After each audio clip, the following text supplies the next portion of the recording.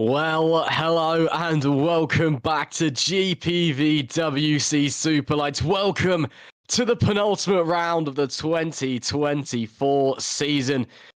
You join myself, Ross McIntyre, Fabian Jungbluth on the cameras, Carlos Martin, as always, alongside me in the commentary box. My, oh my, how this season has flown by. Round 15 of 16 awaits us this evening, and we're hopping across the pond. We're going stateside to what is, I think, a modern cathedral of racing, a track which, although relatively new, has already cemented itself within racing folklore. Of course, it is the Circuit of the Americas, just outside of Austin, Texas. And man, oh man, what a challenge for the drivers this is shaping up to be. The championships, both teams and drivers, they are done and dusted. That just means at this point, we're racing for glory, we are racing for honour, and we're racing for fun as well. As I said, you join myself, Ross McIntyre, and alongside me, as always, is Carlos Martin in the commentary box. Carlos, great to have you here once again. As I said, the championships are done and dusted, so creates quite an interesting dynamic for this one, in that there's no real pressure on anybody's shoulders coming into race number 15. Well, there is still lots of things to play for. There is a lot of going on right now with the upcoming season and the very likely applications to SL1 and more. So you actually want to, if you want to apply for SL1 or you want to have more budget for the next season, you actually need to finish higher in the standing than all the teams. So there is still a lot of things to play. Okay, the championship is crowned. Road to Formula did it 2 years in a row. Alex Lehoux is the champion. He's not racing today, but there is still a lot of things to play. Not just honor. There is a lot of things that many teams are interested in jumping to Super League. That is the objective of participating in the career ladder, to get into Super League and to compete with the very best teams. So these races are really meaningful because it marks how the next season is going to look like. That is very, very true. As you said, of course, both champions decided. Alex Lehoux, your driver's champion, crowned last time out at Singapore. And we saw as well Road to Formula for the second year in a row, achieving the Constructors' Championship at the round prior in Baku. So they're done and dusted. We're assuming they're going to go to Super League next season. That's what Sandeep Singh, the team boss, seems pretty set on, to be fair, it must be said. But as you said, Carlos, you know, people vying for places in Super League, and obviously to get into the very, very top of GPVWC competition, you do have to be the best of the best in sim racing. And the competition is tight. There's already lots of very, very good teams up there, so we'll have to see if anything is changing about. As we get underway in our private qualifying sessions, it's not the biggest grid out there tonight, unfortunately. Only 19 cars making it tonight. We've had a few people have to drop out late for a variety of reasons. We've had some new drivers stepping in the cars this weekend as well. So we'll wait and see how it's all going to unfold. Jan Sakura, obviously probably the big news, late dropout, sprained his ankle yesterday, was thinking about racing, and then everyone in the Discord chat, in our Superlights chat, was like, Jan, what are you doing? You've sprained your ankle, don't do that, you're being silly. So Jan's decided to, oh no, yeah, it's actually there. Never mind, I'm blind. Yeah. So Jan Sakura's racing with a sprained ankle. I thought he decided to sit that one out. I didn't actually see him out on track. So there you go. Then the TTF driver is here. He's got a sprained ankle, so if it doesn't go his way, we'll let him off on this one. That is commitment at the finest, though, from Jan Sakura. But a few different faces out on the grid today. We are seeing Kanani back in the PZZW car. Again, only 19 drivers is a bit of a shame. We've got Harry Smith in the car for Alex Lehoux. So Alex Lehoux, he's not racing this evening at Kota, so he will not be doing some victory laps this evening, shall we say. But good to see that Harry Smith's stepping in the Road to Formula car. And we've got Brody Lawless and Jordan Weeks looking like they were getting ready to go racing in the Chaos cars, but not seeing them out on track. So I wonder if both of them may be having problems prior to the race. So we'll wait and see how it's all going to unfold. Jan Sakura finishing his opening lap. He slots it into P3, then drops backwards. Ruben Machete there with an early quick time for Fusion Racing. It is David Fardock, though, currently on provisional pole, as then Jack Mayer takes that one again. We wait to see what the pecking order is as they finish their opening banker laps. Fardock was quickest at the end of practice, as that's Davide Zanini in the wall already. The Italian Zanini Yeah, that's session over already before he can even get a lap. That is heartbreaking for Davide Dizini. That looked around halfway around the track as well. Escaped back to the pits. That's retirement from the session, so he'll be starting from the back, if not the pit lane. A real shame there for the TTF driver. Keep an eye out for Alessandro Maggio as well. He's just come out of the pit lane, so he's not set a lap time just yet. But oh man, he was looking mighty last time out in Singapore. Himself and Manuel Biancialilla taking a 1-2 for Valley Esports with their car arguably the fastest in the series at the current phase of the season. Was also a little bit of team orders there. Biancialilla did move out of the way for Maggio late on into the race. So that was his second race win of the season. So interesting to see where he'll slot in as Sandeep Singh now sitting on provisional pole, but it's very tight up the front. Only 17 thousandths of a second separating Singh from Jack Mayer. So we'll wait and see how it's going to unfold. Should be an interesting one though, Carlos. Again, not a massive grid of drivers here today, as that's an interesting line through the penultimate corner by Osama Kanani. But it should be still quite interesting. Got a few faces that maybe we haven't seen before, or have been in and out of cars across the season. A few faces that were missing. Of course, Alex Laho, the champion, he's not here this evening. Hopefully he's watching along. And, well, as well, could be quite interesting as well, you reckon, could be a fair few two-stoppers in this race coming into this one. Yeah, today is one of the days that the strategy will be a bit different than what we are used to be. Probably the two stops is the most chosen strategy, although the one stop is still viable. You can actually make it work. This time only with the soft and hard compounds. The soft and medium are completely out of question for this race, and still going for soft hard will be a really difficult task. And the only reason why this one stop actually works is because this pit lane is really long and you actually lose a lot of time in this pit lane. We're expecting a pit loss about 22.5 seconds, and this is a really big amount compared to other Grand Prix, about 3 seconds longer than other GPs, like for example Singapore.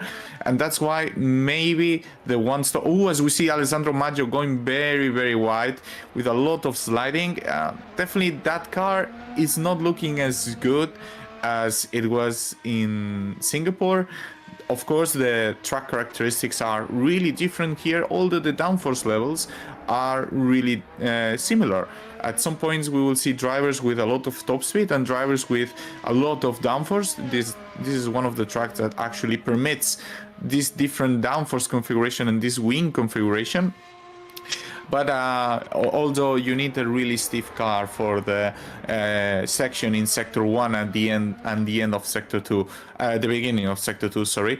So it is a really different setup that you need to apply. You cannot just copy paste what you actually drove at Singapore and expect it to be good.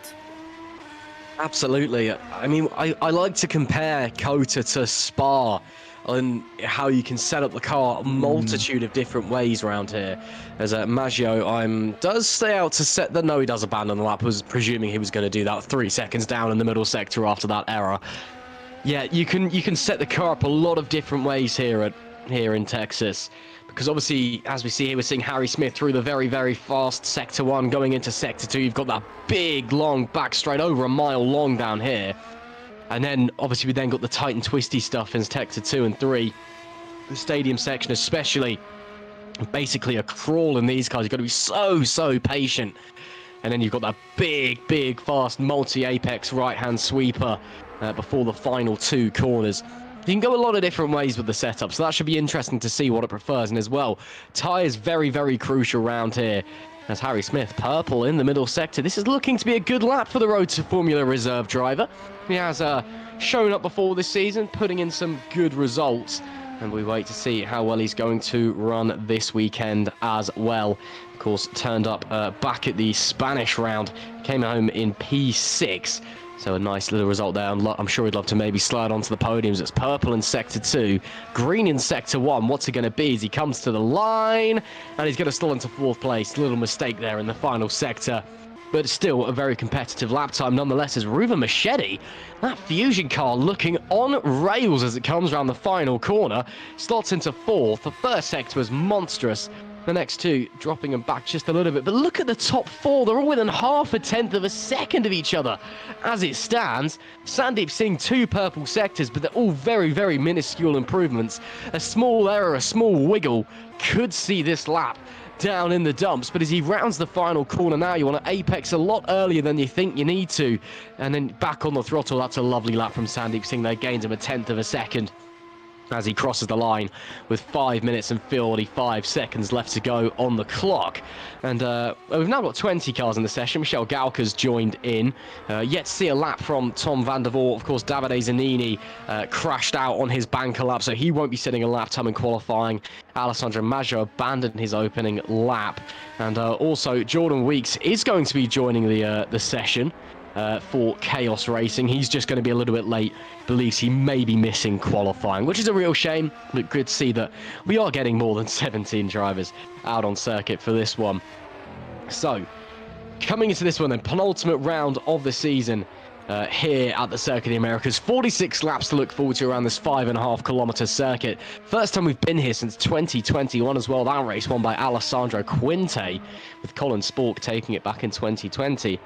So been a little bit of a while, Carlos, since we've been here, so potentially a track that the drivers aren't quite as familiar as, which could spark up some interesting racing. Definitely, this is a really difficult track where braking is really difficult. You need to carry on more speed than what it looks like. There are a lot of hairpins, and you really need to slow the car, but you actually carry on a lot of speed. The corner that Macho is heading right now, you need to actually turn in very early, brake in very early, and then carry on a lot of speed, being able to put the power down very early. So in that regard, you need to have this mechanical grip, and it's a really complex track. Normally the gaps here are quite big. There is a lot of driver differential, I would say, in this track, and that's why we can see Machete in P4 with the Fusion car, which is not the greatest cars that we have in the grid in terms of development, but he is there making the difference driving wise, and probably with also really nice preparation he did for this race. And that's why he is in P4, as we see Maggio aborting the lap with a chance to go for another one. He's currently P18. He didn't manage to finish a lap yet, and this just kind of proves the point that I'm trying to explain. This track is difficult, it's prone to a lot of mistakes, and it's also really low grip, so a lot of mistakes can happen, and I expect a really chaotic race, and where if you don't have everything in plan, you might encounter a lot of issues during the race. As we see Dominic Koroshavin going for his very last attempt, probably, if he decides to finish this lap. He's gone pretty fast in Sector 1, just 1/10 off from Sandeep Singh. Right now, well, 2 seconds off in Sector 2. Probably he has still time to abort this attempt and go for another one. He's not improving his current lap, so probably he will go for another one before the session ends. Right now, the only one who is doing a lap right now is Jan Dragun, who is improving in Sector 2 right now. As we can see here, right now, Jan Dragun always delivering a lot of pace, a lot of performance. So we can see here finishing the lap. This lap will put him in really high spots right now. We will see if it's a low 30 or mid 34, and we will see as he finishes the lap. You don't want to touch the outside curve, you lose a lot of speed, and he closes the lap with 34.95, which places him in P2, which is a really nice lap. We see David Fidog also improving 21 thousandths from Sandeep Singh Sector 1, and we will see heading him into Sector 2, late braking. He turns really early here into this corner. He pushes the car a lot to the outside, and maybe he had some issues putting the power down. Opening DRS, doing the straight. Here you are about to hit about 313, 314 kph. And he goes hard braking into the corner, carrying a lot of speed, good apex. and then good exit into the last section of sector 2, finishing 20 thousandths ahead of Sandeep Singh. So clearly in the fight for the pole position, doing this double left-handed really nicely. And now you want to keep this corner really tight. You want to do as least meters possible. He does. He stays really on the inside, then carrying a lot of speed, taking the curb. Yeah, that's really nice. And then heading into the last corner. He's stirred in a bit too early. Let's see how the lap is. P1, that's a 34.81, beating Sandeep Singh's lap.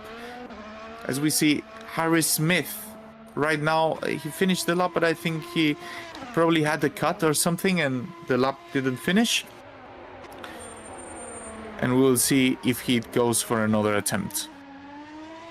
Well, he's still out on the circuit and still seems to be pushing. Of course, there is time for another lap. Everyone was just quite awkwardly caught up in that. Well, there wasn't really time to come back into the pits for a fresh set of rubber. You've just got to push and go again, and that's what Harry Smith is doing. Green in Sector 1, a 10th.5 down, though, on the Fidox purple Sector 1 time.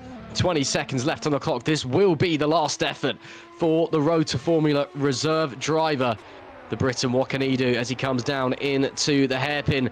A lot more of a traditional line through there. There's a big kick of oversteer as he gets on the throttle at the corner exit. The rear tyres protesting, struggling for grip as the checkered flag now waves. Jan Dragoon is not going to set another lap. He's going to have to settle for P3. Oliver Taras and Harry Smith decides to abandon that one in dramatic fashion. They're going face first into the barrier. Michel Gauka is on a lap. Let's see what he can do. He's green in Sector 1. Looks decent as well. Again, pretty nice through the hairpin. Yeah, track, of course, has been rubbering in across the course of this private qualifying session. Right now, the track's at optimum grip. The cars are at low fuel. Your tyres, your brakes, hopefully in the operating window as he comes down. Very tricky corner here. We saw in the Formula 1 Grand Prix just a few days ago, a lot of penalties being handed out of that corner. I'm sure we won't be quite having the same here as he just misses the apex there for the right-hander. And then this very awkward stadium section, gonna pitch the car into the left-hander. Sandeep Singh also does not improve. Jack Mayer, realistically, the only one who could still stick it on pole unless Alessandro Maggio on his one and only lap is going to be able to whip something out of his back pocket. Oh, Gauka drops it. Gauka drops it hard into the wall. That's going to be his qualifying over. There's Maggio. It's purple in Sector 2 by fine margins. Race winner last time out in Singapore. We saw him get pole at home in Monza. Is it going to be pole at the Circuit of the Americas today? Yes, it is. Alessandro Maggio. What a lap time at the death as Jack Mayer, I don't think, is going to be able to improve as he crosses the line for Spark Racing. Alessandro Maggio, talk about leaving it last minute. The Valet Esport driver aborted 3 laps, and the one that counts is the one that sticks him onto pole position. Incredible stuff there from the Italian. He didn't look comfortable across the session, but when push came to shove, he stood and he delivered, and it is pole position by nearly 900ths of a second from David Feiduck in P2. What a last-minute lap time that was from the Magic Man, Alessandro Maggio. Yeah, that was a wonderful lap. Jack Mayer was also going for a really fast lap, but he missed 2/10 in the last sector, and that also pushed him out from pole contention. Great lap from Maggio, who didn't set a lap previously to this lap, so he had one shot, one opportunity, so he made it. Talk about clutch moments from the Italian. We know just how good he is over one lap. We know he certainly got the money in the race as well. And when that Valet Esports car is on it, he will absolutely fly. It's a disappointment for Joseph Herlock, though. He's a bit further down the order in the sister car. But it's Maggio who will be starting from the pole position with late twists and turns in the penultimate qualifying session of the season. Done and dusted then. It will be Alessandro Maggio who starts on pole here at the Circuit of the Americas, with David Feiduck just under 900ths away alongside him on the front row. Jack Mayer looks like he could have had it in the bag. Unfortunately, didn't come into fruition. He'll start from P3. And Sandeep Singh, team boss over at Road to Formula, he starts in P4. The Czech driver, Jan Dragoon, he starts 5th after an impressive qualifying session. With Ruben Machete in P6, that's a great job in the Fusion car. Vincent Gutt in P7 for Spark, with Harry Smith stepping in for our champion, Alex Laho. He's in P8 for Rotor Formula. Joseph Herlock, he'll start P9, and Jan Sikoria with a sprained ankle into P10. That deserves a round of applause, if you ask me. What an effort from the TTF driver, racing injured and sticking it in the top 10. Maxime Bulio, the Canadian, slots into P11 with Oliver Taras alongside Alexander Agotza and Matthews Pishkan.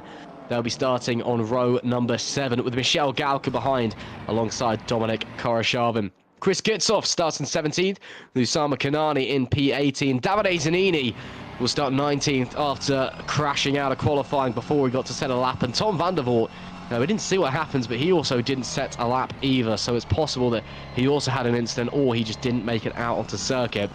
And starting from P21, hopefully we will be expecting Jordan Weeks in the Chaos Racing car. What a qualifying session that was.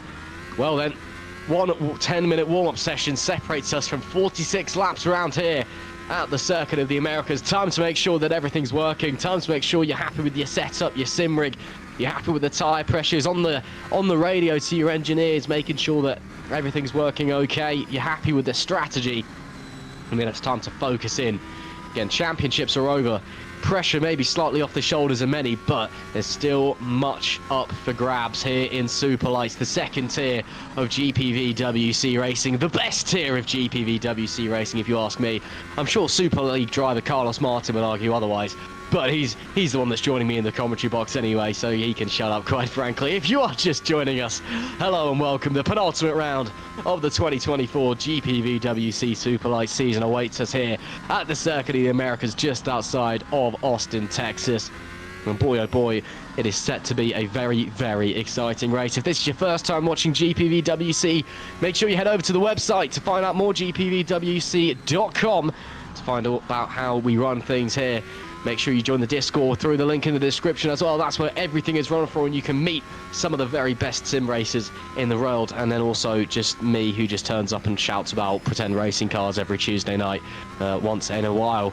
But should be very, very interesting to see how this all unfolds. And well, we've also Alex Laho, of course, he's not here. He's won the championship. He's gone, you know what, I've had my fun. I need a race off. You know, it's obviously very, very tough, you know, competing at just such a high standard across a season.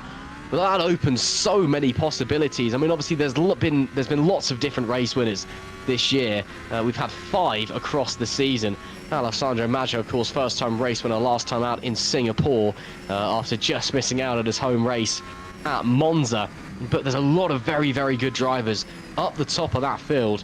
So we will possibly be seeing a different race winner this weekend or this evening. There may even be a new race winner. Jan Dragoon, he's had a whole host of second places. He's not yet won a race, so he could be one to watch out for in that Drake Racing car. David Feidock as well, keep an eye out for him starting from second. He's not won since Austria. That was about 7 rounds ago now. So been a little bit of a while for the Briton, and let's see if he can get back onto the top step of the podium. But Carlos, we were saying earlier, we think it's going to be a 2-stopper. What do you think's the way to go with the tyre choices here? Well, I think the tire choice, if you want to go for a 2-stopper, you need to go soft, medium, medium. I don't think you can make it with soft, medium, soft. It will get really tricky, and then there is no option to actually get till the end of the race. And maybe we can see some drivers, maybe Feidock, we have seen in the past, he's one of the guys who actually take the care of most of the tires, going for a soft hard. So maybe we can see that. I was thinking the only 2 races, there was 2 races that we had 2 stoppers was Hockenheim, I actually just remembered, and then Canada. And when the drivers went for a 1-stop, generally it didn't go very well for them. So probably we can see a more majority of a 2-stopper, but that doesn't mean you can actually continuously push. Here the tires get really, really hot, so you need to actually take care of them. If you push them very hard, by lap 6 you will just want to swap tires, and of course doing 20 laps each later, it will be a struggle. So yeah, we can expect more or less that. And if you want to go for a one stop, you probably want to pit between lap 16 to 17, more or less. And if you want to go for a two stopper, you can afford to pit earlier, basically. Absolutely. So should be interesting on the strategy. A few different routes we can go. Just to let you know, the tyres that are available this weekend is the C4s as the softs, the C3s as the mediums, and the C2s as the hards. So slap bang in the middle of how our tyre choices, should I say. So it's not the hardest we've got available, also not the softest. So should be pretty interesting running to see how we go. But going to be very interesting as well without Alex Laho on the grid. Of course, again, taking the round off, possibly the next round as well. He just says he needs a break, which is more than fair enough for our 2024 champion. I mean, the last 5 races, 3 wins, 2 podiums. The only 2 times he's not been on the podium this season was at San Marino, where there was a DNF, and then Silverstone, where a late accident led him to drop down to P6 at the final few corners. And well, this is going to be his first no-show of the season. And with Harry Smith stepping in the car, again, put in that spectacular 6th place finish in Spain when Sandeep Singh was not available. And well, should be interesting to see what he does. And of course, big shoes to fill, must be said, of course. Alex Laho, Alessandro Lebrun, that guy, call him what you want to call him. He's been the class of the field in 2024. Maybe not quite the levels of dominance that we saw last season, but still very, very dominant in his own right. And a very deserved champion, the Frenchman, if you ask me. As we're on board with one of the Spark cars, they're running another special livery this weekend. Vincent Gutt just loves a special livery, doesn't he? This one paying tribute to a GPVWC team of the past who've been sorely, sorely missed, it must be said. Of course, that being Zederick Racing, who we last saw back in Superlights in 2021, and had some great successes all along the years. Of course, the 2019 Formula Sprint 1 Constructors Champions. We also saw them picking up just strong results across the board throughout many a league.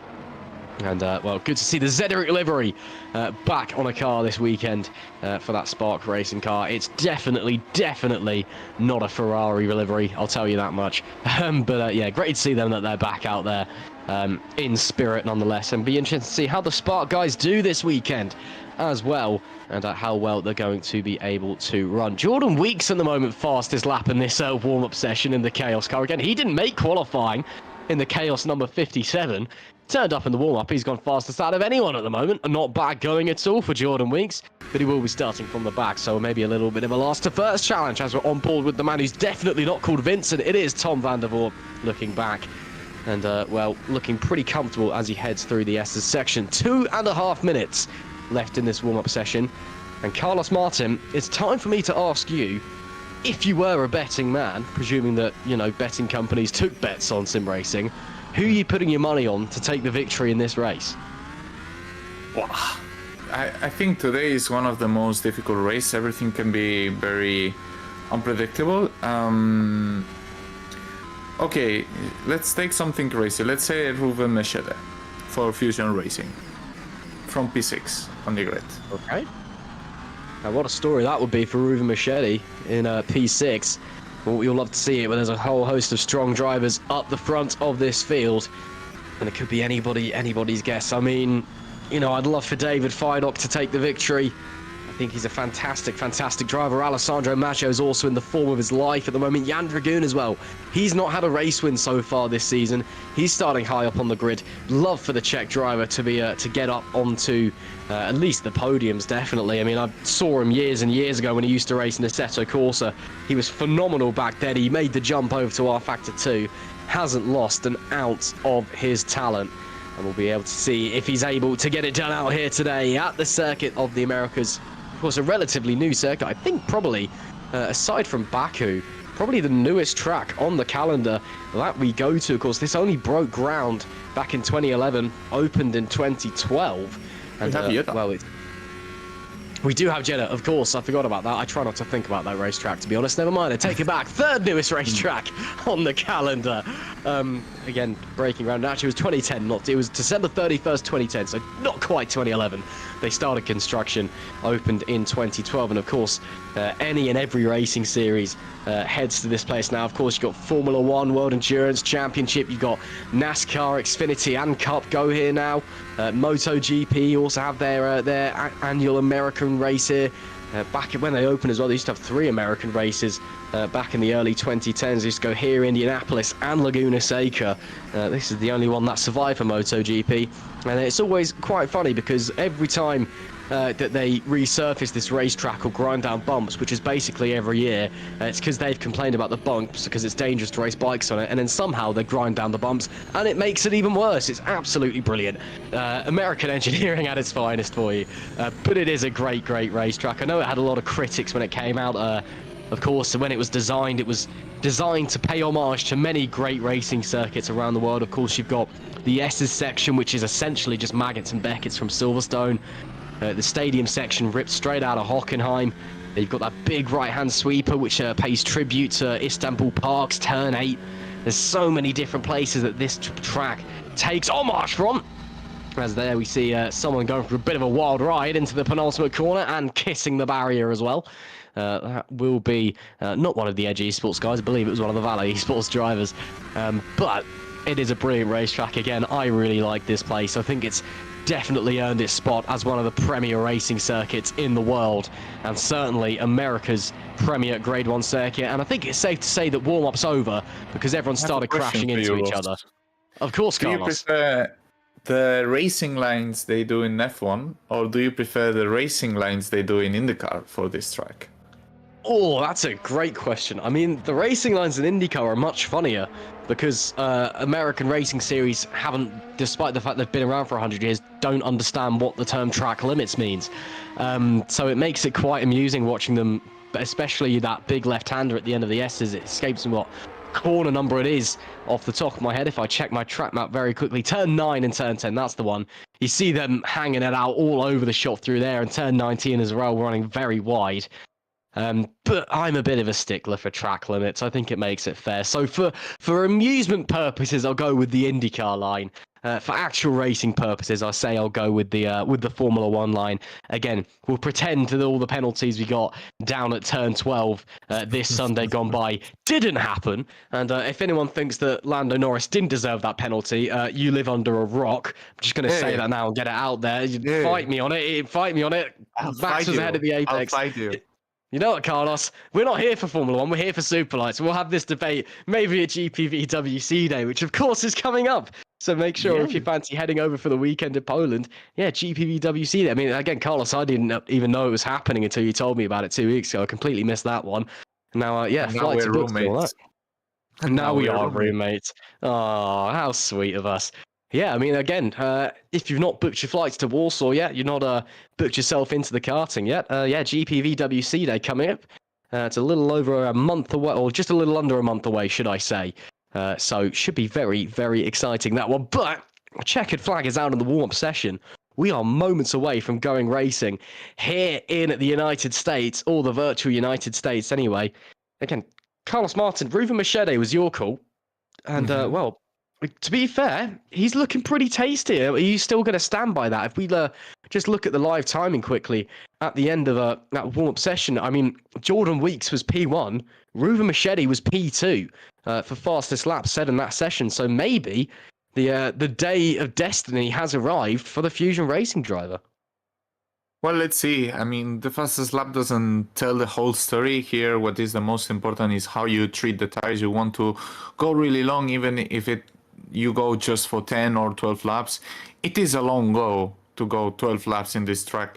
So it doesn't really matter what are you able to do in a one lapper. It matters how fast can you be by lap 6, how fast can you be by lap 8, and all this. I also expect that maybe we have a bit of calm bit in the first laps, but I expect a lot of action really soon, because people is gonna start to overheat really fast, and there's gonna be a lot of discrepancy between paces of the different drivers. So I expect a lot of early packed action in the very early stint, and then once the pit stops occur and everything, it will be more of a race till the end, more projected strategy wise.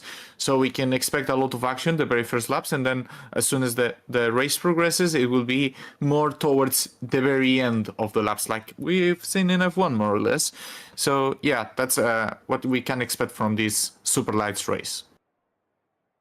Well, we'll wait and see. Moments away from the drivers making their way out onto the grid. Of course, the classic R-Factor 2, everyone kind of awkwardly glitches their way out there, as we're starting to see. Then one formation lap. It's quite a long formation lap around here, so we'll have a few moments to pause and reflect. And then we'll get going here at the Circuit of the Americas for the first time in Superlights since 2021. 46 laps awaiting us this evening.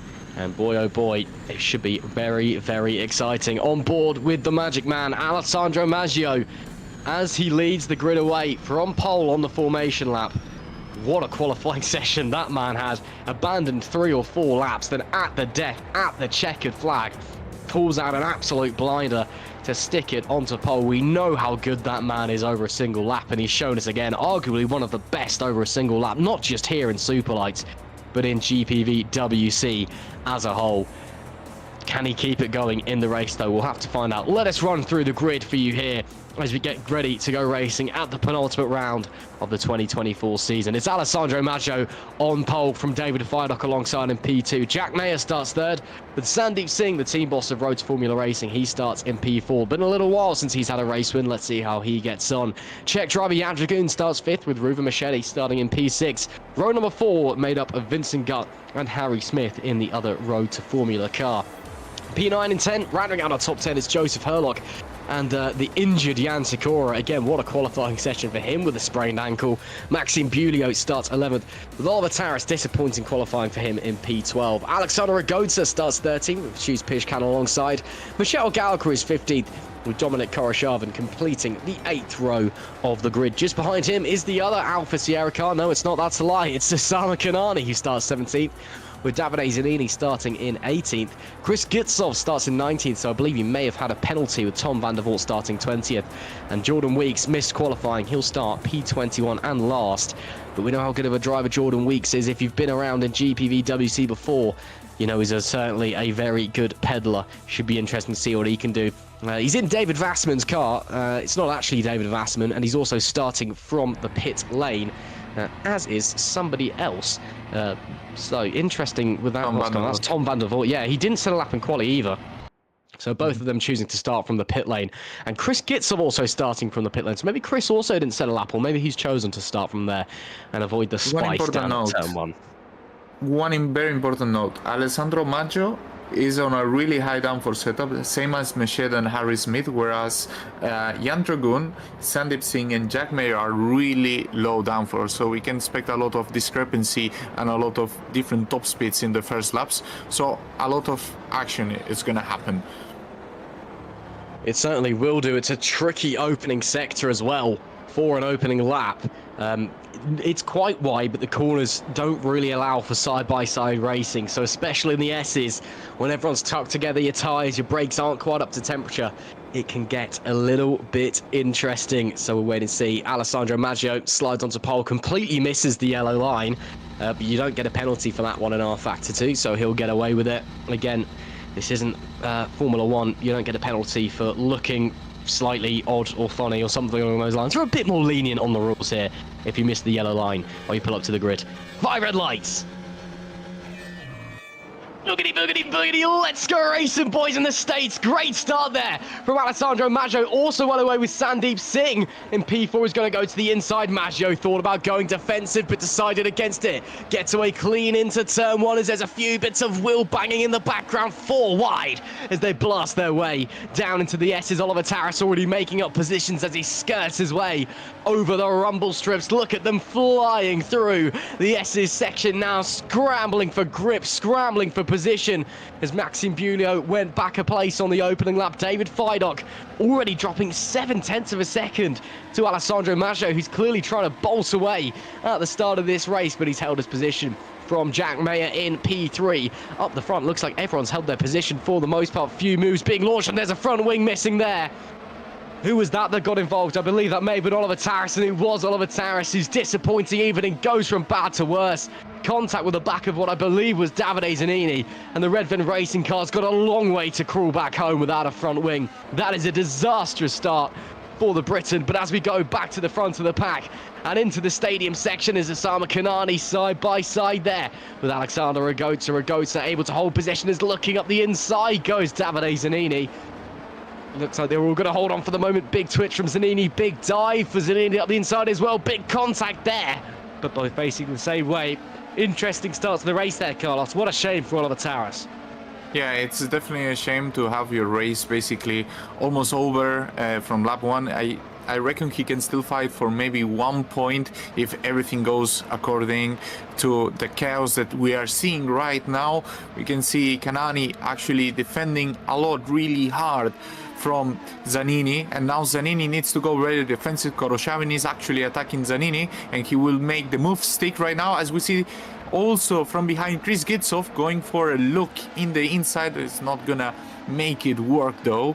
There is a lot of activity here right now. There is people who tries to save tires. There is people who is going for the opposite, for just pushing really hard, and that's why we see so much of an activity. We can already see Maggio already has almost 1 second on David Fidok, so this is a lot of pushing from Maggio. We will see if he's able to keep his tires alive, and we will see how are his tires in just 5 to 6 laps. We will see it, but this gap is already very big for just being in lap 2 right now, as we see the rest of the field just in a really big train, probably just preserving the tires, just being very tiny on the brakes, really tiny on the steering, as we see Jan Sikora trying to go for the move on Pishan. Pishan takes the inside and keeps the position for now. Probably he will go defensive into the next section. Actually, Sikora not seeking for a move right now. All these drivers that we're watching right now are on the soft tires, and they will start to struggle in the very few laps that are upcoming. Very important to just save them and then prepare an attack later in 5 or 6 laps. Pishan, now he needs to reduce this gap that he has right now with Herlock and try to be defensive from Sikora, not to lose too much time right now. We can see there is a really clear train between P2 and P9 right now. Maybe Fidok is still holding there with the VRS, maybe using a bit of push to pass just to make out this time that you are losing by just preserving the tires, but you are having extra power available. This is really important for the race to just still have this DRS availability. We can see Pishan trying to push really hard into this section, trying to reduce this gap with Herlock and then get into the DRS train that he has ahead of 8 cars right now. Fido will preserve the DRS right now, so that is important for the race victory fight right now. And Pishan right now doesn't have much of a gap, so Sikora can go for an attack right now. Pishan will need to defend this position if he wants to keep ahead. And then Sikora goes for the move, dives into the inside. He makes it stick on the apex, lifts the required overlap, and then makes the move stick, defending now the inside into the next section. And he will be able to maintain this P10 right now. This is great for Sikora, although he is losing a lot of time with the group in front. So important to now keep good pace and just do not defend from Pishan. What a move that was from Jan Sikora, diving down at the inside, hanging out, pitch can to dry, and then defending mightifully through the stadium section to confirm the place. Sprained ankle be damned, he says. I'm taking that P10 onto lap 4 we go. Maggio still leads. Hasn't quite broken the DRS as he would have liked.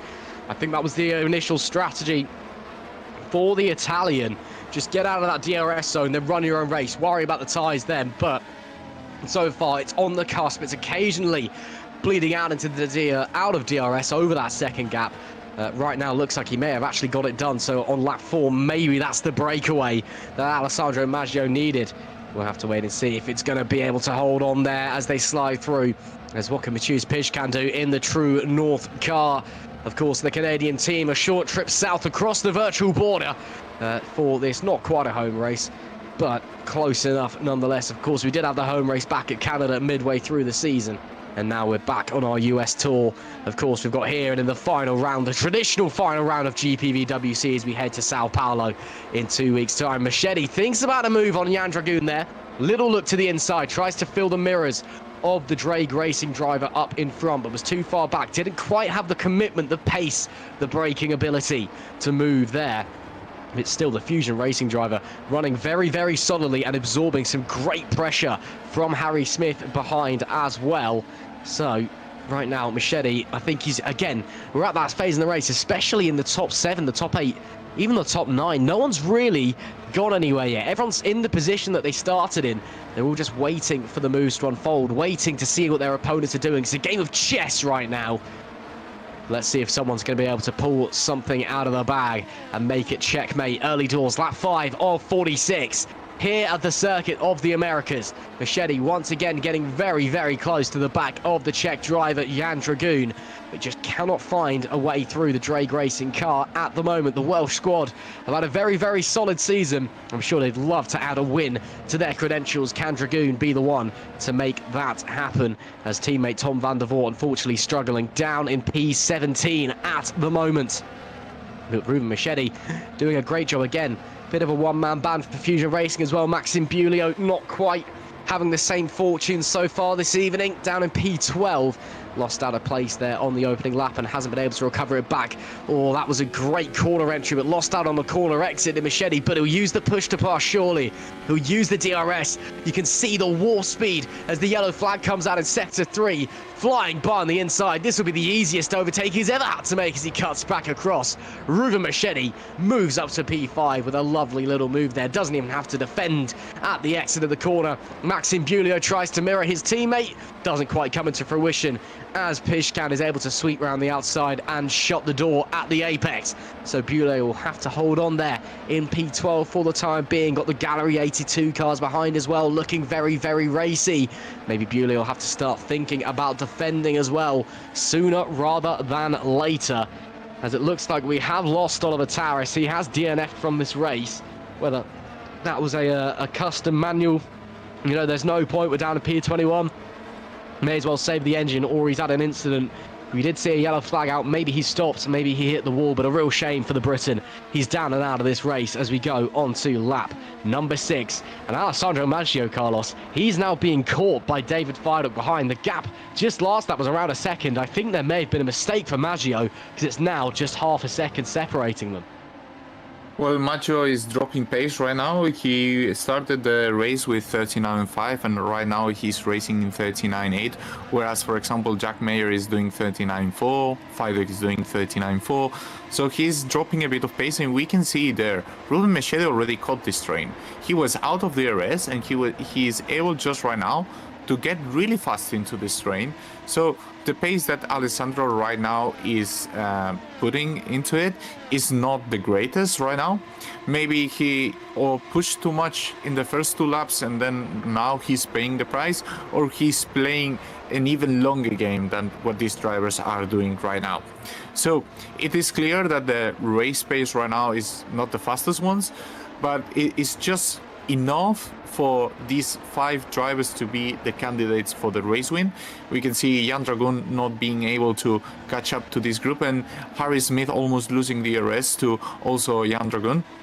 So any of these 5 drivers are the ones who are fighting for the victory, and what it will determine who is gonna win is who is able to keep the tires in the best state possible. As we see a yellow flag in sector 3. I think it's Kanani. Yeah, it's Kanani. Probably. Ooh, that's a very damaged car. Oh, wow, and that's a lost front wing. Probably he either had a rear suspension damage and then probably just lost traction because of that. Now he will for sure need to go in, heading into the pits and hope for a miracle, for more DNFs incoming if he wants to score some points. We can see Vincent Gutt right now applying some pressure on Harry Smith, that he's losing the pace right now compared to Jan Dragoon and the leaders. So Vincent, if he wants to fight for this top 5, top 6, better said, he needs to pull the move ASAP on the road to Formula Reserve driver for today. He is really close, so probably he will be able to pull the move right now. He will open DRS just right now and he will try to make the move. Let's remember Harry Smith, one of the lowest top speeds that we had today, as we see David Fidel looking for a move on Alessandro Maggio already, as we see Vincent Gutt already overtaking Harry Smith, trying to do the switchback, but I think he will not be able to. Here you have the outside, although Vincent Gutt goes very wide into the next one. He will have the inside here and maybe another switchback, but oh yes, he will try to make it through and now go through the outside in this really long-handed right-handed. It will not be ideal to do it on the outside, especially because you will cook the tires even more.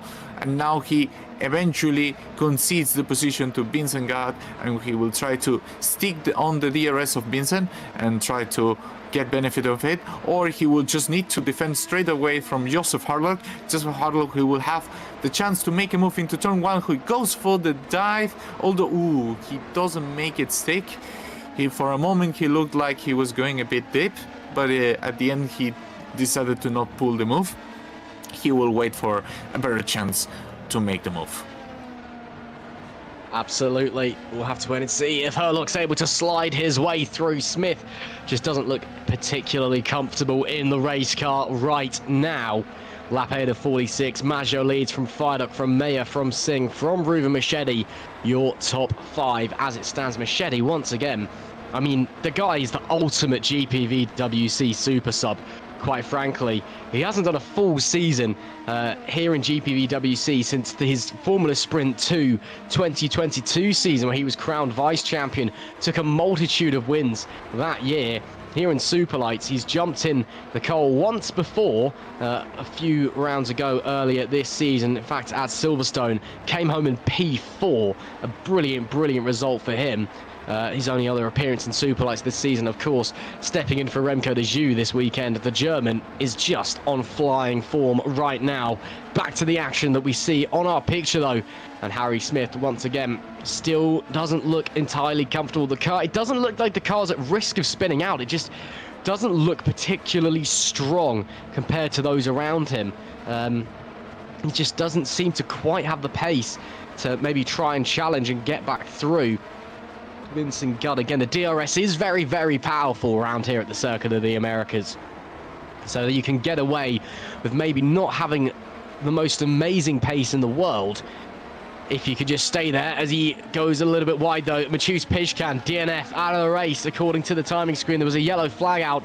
What's happened to the True North driver, who was having a good race? A real shame for him. He's down and out. Hopefully we'll get a replay in just a short moment to see what happens as we continue to follow this 3-car train around in this battle for P7.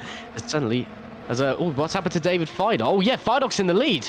David Fidok's up in front of them. What happened there? Alessandro Maggio's down in second and could be dropping to third because Jack Mayer is right on his tail as they come into the DRS zone.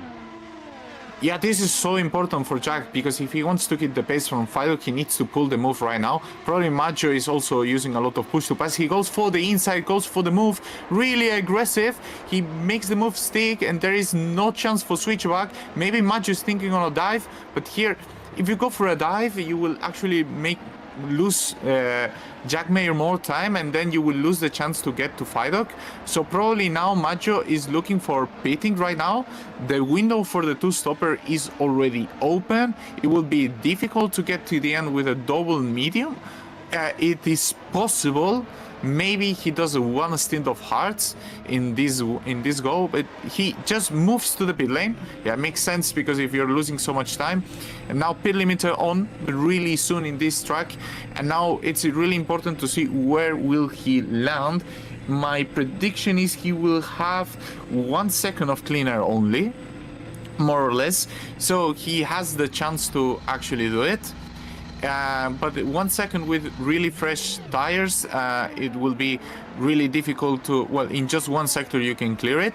We will need to wait to see which tire is he really on. It appears that he's on soft. Oh no, he's on the mediums? No, it looks like it's the mediums.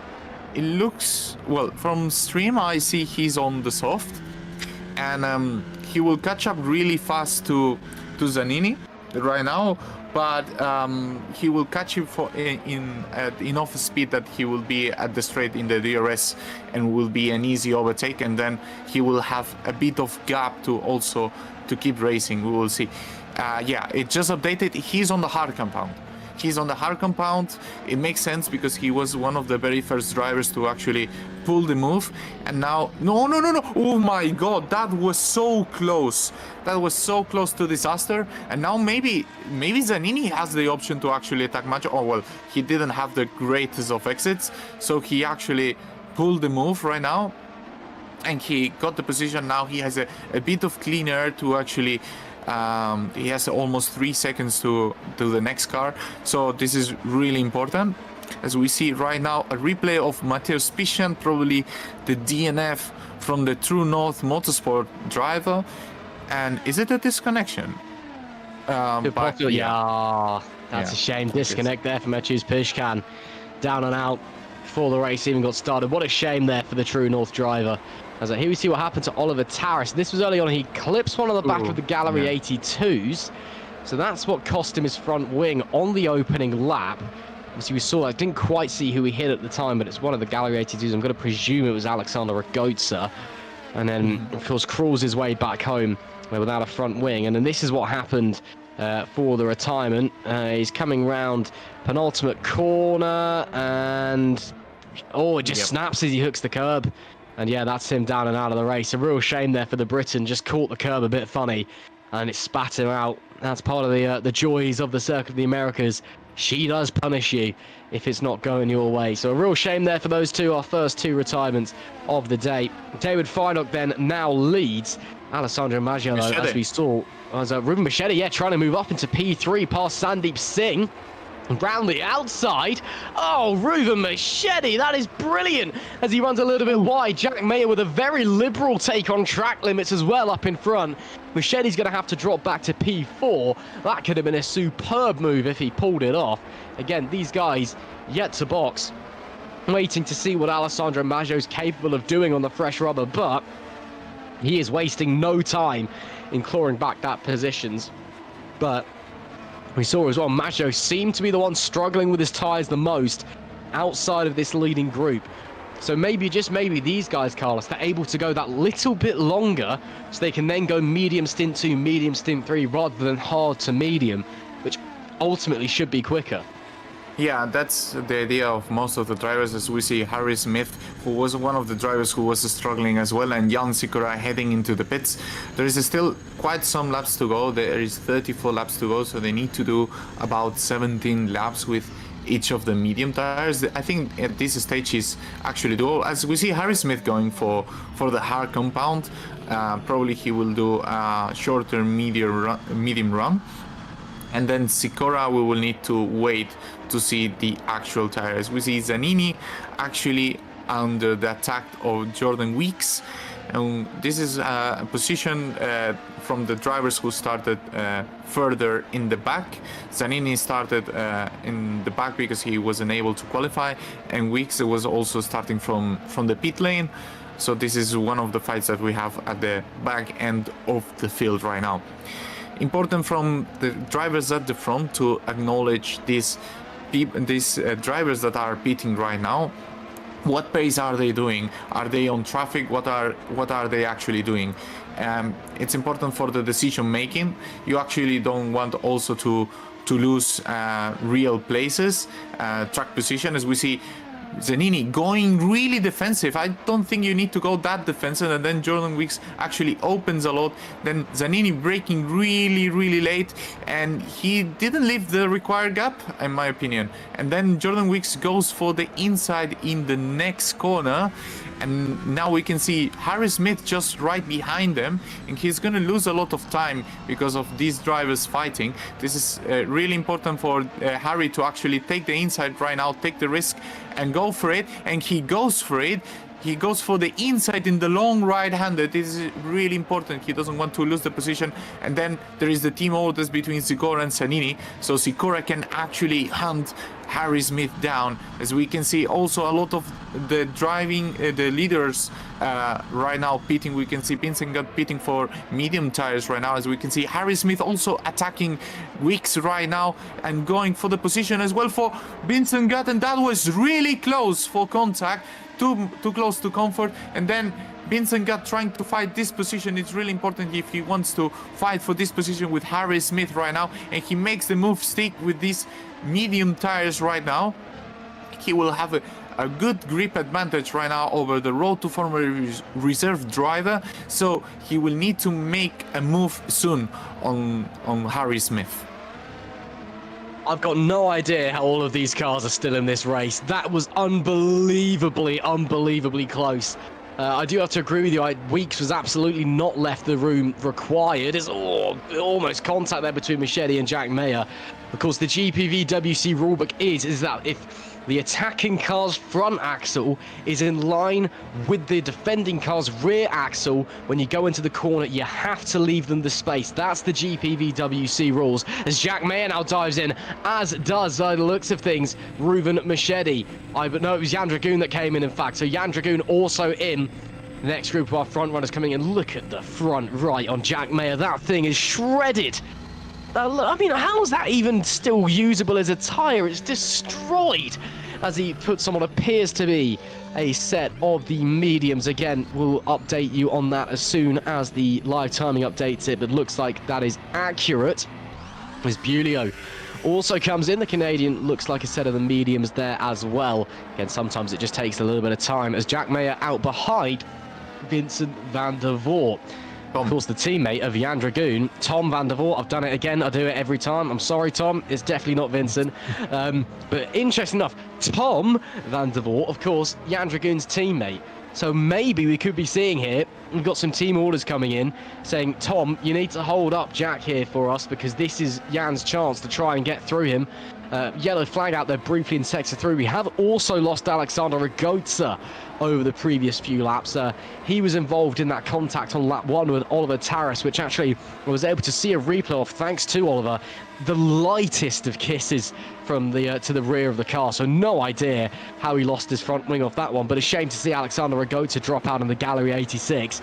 Here goes Jack Mayer round before they even get to the braking zone, and the Spark Racing car moves up to P8 through Tom van der Voort.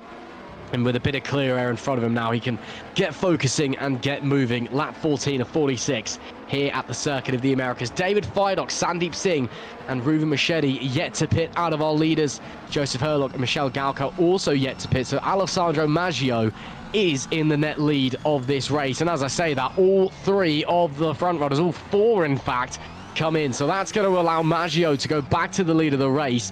They're all going on to mediums though. Maggio, of course, on hard tyres that are a few laps older, to say the least. Looks like a set of the mediums for David Fidok. Where is Maggio? There is Maggio. And it looks like Koroshavin is also going to slide through. And will Jack Mayer. So Jack Mayer able to jump David Fidok there with the undercut. Koroshavin, though, that's a really important buffer for Alessandro Maggio. Machete is behind all the traffic right now. Yeah. Machete must have had a very, very slow stop because he's behind Dragoon, behind Tom van der Voort. That's a disaster for the Fusion Racing driver. What a real shame there for the German. Up the front, though, absolutely Alessandro Maggio will be delighted with that one because he has an extra car between himself and Jack Mayer. Yeah, definitely. This is really key for the race from Reuven. He goes for the inside. He goes for a double overtake on the Drake Racing cars. It was really important because Then Dragoon was waiting for the straight to actually pull the move. Right now they were both using push to pass. It's really important for Ruben's chances to actually keep ahead right now. They will go side by side, they're heading into the corner. Brakes really late. Jan Dragoon, they make contact. And Jan Dragoon keeps the position. This is definitely not ideal for either of them. But it was really brave from Ruben Machete, and I think it was the proper move if you actually want to contest for the race victory. And he had to do it. The other drivers already cleared Dominic Koroshavin, so these two drivers will need to clear Dominic Koroshavin as well, and then they will be able to just have clean air. But Ruben Machete showed more pace than Jan Dragoon, who is on all the tires right now, so it's important to clear both drivers for Ruben if he wants to contest for the race win today. Yeah, absolutely. But again, these guys are all going to have to box once again. This is a two-stop race. Of course, Maggio on the harder compounder tyre, which is a bit more worn than the fresh medium. So these guys should be able to catch Maggio, presuming they don't get caught up fighting in not too long. And they should, on paper, all be coming into the pits at around about the same time for their final stints. So, on paper anyway, again, sometimes GPVWC Superlights, it just does what it wants to do. This is a straight dogfight from now to the end. Of course, Jan Dragoon, Ruben Machete, they need to clear Dominic Koroshavin as quickly as they possibly can. You can see there the tyre selection is going on. Outside of our real front runners, the only ones on the hard tyres, Maggio and Smith, with Jan Sakura on another set of the softs, so going a different route there, as is Osmana Kanani. Again, he had to come into the pits for damage repairs earlier, so he'll be on a slightly offset strategy, as it is. A bit of cloud cover coming over here now at the Circuit of the Americas, as the skies darken. We're not expecting any rain. I mean, it is Texas, but you never know. But I mean, it's 28-degree ambient temperature, 52 degrees Celsius track temperature. It's plenty warm, so I think this is just the sun taking a bit of a rest from shining down on the cars below. But this maybe just means you can be a bit nice on the tyres. The track temperature might cool off over the next few laps then, so it just means that you can maybe have a bit more tyre, a bit more rubber to play with. You don't have to worry about your tyre temps that much as we go 30 laps left remaining. That was diving into the pits, Tom van der Voort. So he'll come in for his opening stop in the drag racing car, and that'll promote those around him up a position. So Sakura goes to P9, Smith up into P10, Vincent Gutt moves up to P8 as well. As Harry Smith looking for a way past Jan Sakura at the moment. Again, driving wounded is Sakura. Again, I'm surprised he was even here. He seems set on being here this morning, and then he sent through some photos of his ankle. It was about the size of a tennis ball. And then everybody else was being like, what are you doing, mate? Don't drive, that's going to hurt.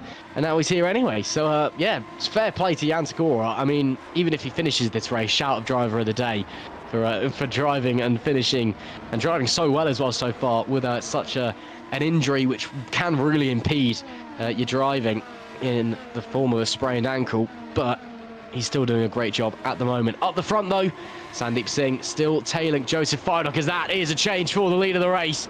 Jack Mayer, it took a lot less time than we thought he would, because he's side by side and they're touching. Mayer and Maggio banging contact there. Wheel to side pod from the pair of them. Maggio gets all sorts of out of shape, and Jack Mayer takes the lead of the race through the stadium section.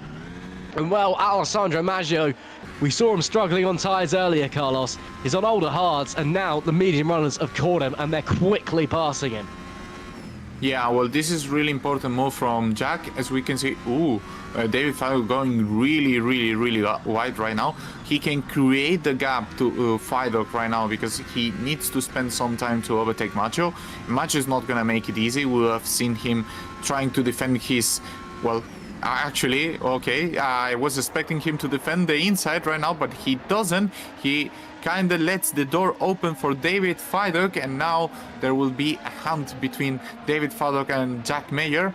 And it will be very important for Maggio to lose the smallest of times here, because he's just gonna lose time for the next upcoming 12 to 13 laps. He is gonna constantly lose these 3-4 tenths compared to his competitors, and this is very important for him if he wants to have podium chances right now, because from the cars that are in this group right now, we can probably agree that he is in one of the weakest spots right now. So we see Sandeep Singh in a really difficult spot as well right now. He is being Jan Dragun is being really close to Sandeep Singh. Maybe he will not attack right now, but maybe he is considering for the upcoming laps. Really important for Jack that he has struggled a bit with the tires as well during this season. If he has learned and he has now the experience with the car to keep these tires available, he can contest for his second race win this season, which will be very meaningful for him. Oh, it absolutely would be, of course. What a return as well it would be for Jack Mayer. Singapore last time, it was a no-show for him, unfortunately. The first GPVWC race that Jack Mayer missed in 6 calendar years. The longest streak in GPVWC history for consecutive races.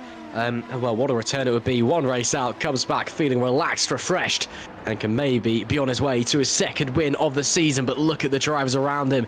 David Feidock, Alessandro Maggio, Sandeep Singh, Jan Dragun, Ruven Machedi. Those 6, all within a couple of seconds of each other. You can see all of them there. I mean, it's lap 19, and they're nose to tail through the S's. This is why I love what I do. This is what racing is all about. Drivers leaving all of it out on the track and separated by almost nothing. It really could be anyone's guess. It could be anyone out of that top 6 that takes this race win. Hell, it could even be someone outside of that top 6. They could all crash into each other on the final lap and Vincent Gutt comes home to take the race win. Who can tell? It's GPVWC. Anything can happen. And it normally does, as a late great man once said. On board with Feidock, DRS pushed to pass to the inside. For the race lead goes the Briton. Englishman on Englishman. And it is in the man in the Canadian car who gets through the man in the German car. David Feidock takes the lead of the race. He's also looking for his second win of the season, or his third win of the season, should I say, but his first one since Austria. It's been a long old time for David Feidock. He would love a race win as well. And now it looks like we are going to be trading blows, trading places, like a heavyweight title bout right until the end of this race, because this top 6 are nailed together. Nothing to separate them. Although Sandeep Singh is a little bit outside of the DRS zone on Jack Mayer for the time being. If those two up front keep battling, that will close back down almost straight away. And once again, all 6 of them will be there. That's looks like Davide Zanini coming out of the pits on the right of the picture. Of course, he'll get the blue flags. He'll have to wave everybody through. And doesn't come out in an awkward position. Doesn't hold anybody up there, which is great to see.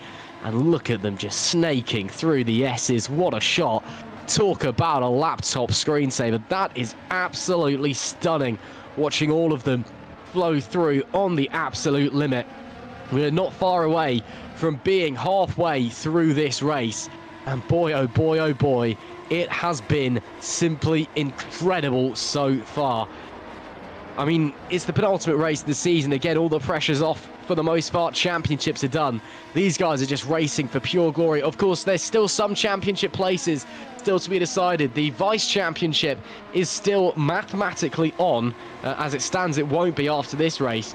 The fight for third place, though, very, very hot. You've got Jack Mayer, David Feidock, and Vincent Gutt within 26 points of each other.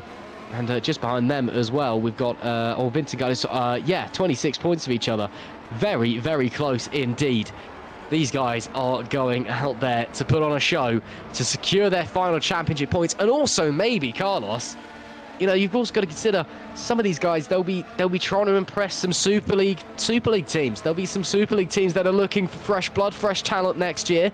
And well, if your team's not moving up, you can certainly make the jump up if they think you're good enough. I mean, definitely these top 6 are definitely Super League material for almost any team. They are really interesting. As we see Jan Dragun going for the move. Oh, very late move defending. Oh, they contact Maggio and Dragun contact between each other. I think the move from Maggio was maybe too late to react. It was very difficult to Dragun to actually react for it, and maybe that was the reason why there was a bit of contact. And now Maggio dropped to P6, and losing the DRS from this train. So we can see behind him I think it's Kanani. Yeah, I think it's Kanani. Right now with a bit fresher tires. Let's hope he doesn't intervene in this process. We don't want Maggio to lose time with the lap car. As we see, Ruben Mechede, maybe now he has the chance to overtake Jan Dragoon, who doesn't have the DRS. He goes for the move, probably using a bit of push to pass. He will maybe make the move stick at the end of the straight. They go into the braking zone, trying to do the switch back right now. I think it's going to be very difficult in this lap to actually pull the move right now. Maybe in the upcoming laps, the chance opens for Ruben Mechede, who right now it is about 5 seconds off the lead, and this gap, you can recover this gap over 23 laps. The issue is that you have to overtake so many cars to get into the leading places, and he's really close right now. He's doing almost everything perfect to get into those positions. He will open the DRS right now. He doesn't even need the slipstream to pull the move, and he gets really early in 4th position right now. Now his target is to catch up on Sandeep Singh. He needs to recover 2.8 seconds, but right now he is in a really calm zone and he just can pull his own pace. Yeah, absolutely. Of course, they've been held back a little bit as a result of that incident with Maggio, so it's almost become a 3-car fight for the lead and then a 3-car fight for 4th place. As it stands, I'm sure those gaps will close back up very quickly, seeing as how this race has run so far. But currently this is more of a fight for 4th place than it is a massive 6-way car battle for the race lead. Though David Feidock, he has been able to pull over a second on Jack Mayer, so he's at a DRS range. Jan Dragoon is just about in it. Alessandro Maggio, he's dropped big time back. He's actually got a lap car in between himself and Jan Dragoon. So Maggio, unfortunately, a disappointing day from pole position. It started off so strongly and then he's just been fading backwards for whatever reason. The race winner last time out at Singapore, maybe it's just not meant to be today. The pace over the course of this first half of the race has just not quite been there. Joseph Herlock, he's been very quiet in this race, but it's been a good kind of quiet. He's been slowly working his way through, doing a great job, hitting his marks perfectly, and putting on a pretty decent show. Sometimes quiet races are the best races. You just want to slowly slide your way up and, well, show the world what you can do without making it all about yourself. And that's what Joseph Herlock is doing right now in the Sister Valley Esports car. And is actually catching Maggio very quickly, and Maggio's slow. I wonder maybe, Carlos, Alessandro Maggio may have some damage because his lap times are really dropping right now. And honestly, I wouldn't be surprised if he actually lets Joseph Herlock through, because if you look at the times, he's just dropping backwards and backwards. It's bizarre from the pole sitter. Well, yeah, probably he has some damage. His last laps were really slow, but also when the tires are really hot, this tends to happen. He doesn't have any grip. He just lets them go, both of them. Probably his best option is to just go to the pits and repair it, change tires, and maybe try to go to the end, or maybe he's just trying to go a very few laps more because he is really aware that from this stage he cannot go till the end, and that's maybe he's still holding on track. But yeah, at this current pace that he is racing on, 44, 43, it makes not much sense to stay on track, while the leaders right now are racing in 39.6, 39.7. So yeah, definitely. Now the fastest driver on track right now is Ruben Mechede, doing 39.4s, so he's catching constantly about 3/10 on the leaders right now. Let's see what Maggio decides to do. He can still fight for points. I think very few points can still be in play. We can see the instability of the car. These cars are really sensitive to the damage, and now we can see how wide he goes in this section. It's not the first time he goes really wide there, and he will have now to actually try to hold Sikora as long as he can. We can see also Maximilio being very close to Harry Smith as well, so probably he will pull the move on Harry really soon. We can see these hard tires are not really working, I think. These drivers who pitted really early for the hard tires didn't really make a big gap to actually the medium runners have to cut down, and now they are losing all these places. And we can see Harry was in front, for example, of Sikora in the first stint, and he was in front of Herlock as well, and right now he's behind both of them, and probably now will be behind Maxim very soon. We can see maybe a 4-fight car right now here. We can see everyone is opening DRS and maybe seeking for a slight opportunity, as we can see Sikora going for the move on Alessandro Macho, heading into the braking zone, holding the inside, and he makes the move stick, and there is contact between Harry Smith and Alessandro Maggio. Harry just rear ends the Italian driver right now, and Maxime Bulliot will try to make the move stick through the outside. He will have now the inside into the next section, and they are barely making contact into each other. Harry Smith being able to keep the position for now. The British driver trying to actually make the position on the Italian driver right now. He will need to make it clean, as we see Sikora heading into the pits. Wow, that is a really soon pit entry. Sikora, I think he went for a double soft, so probably he's heading for a hard right now. And we see Harry Smith heading into the inside for making the move stick, as we see Maxime Bulliot also going for the move stick. Clearly that Bale car is not okay. Probably right now Maggio can actually pit and try to repair the damages. We see Sikora going for the medium. Okay, so maybe you can make it with a lot of tire saving from this point on with the medium.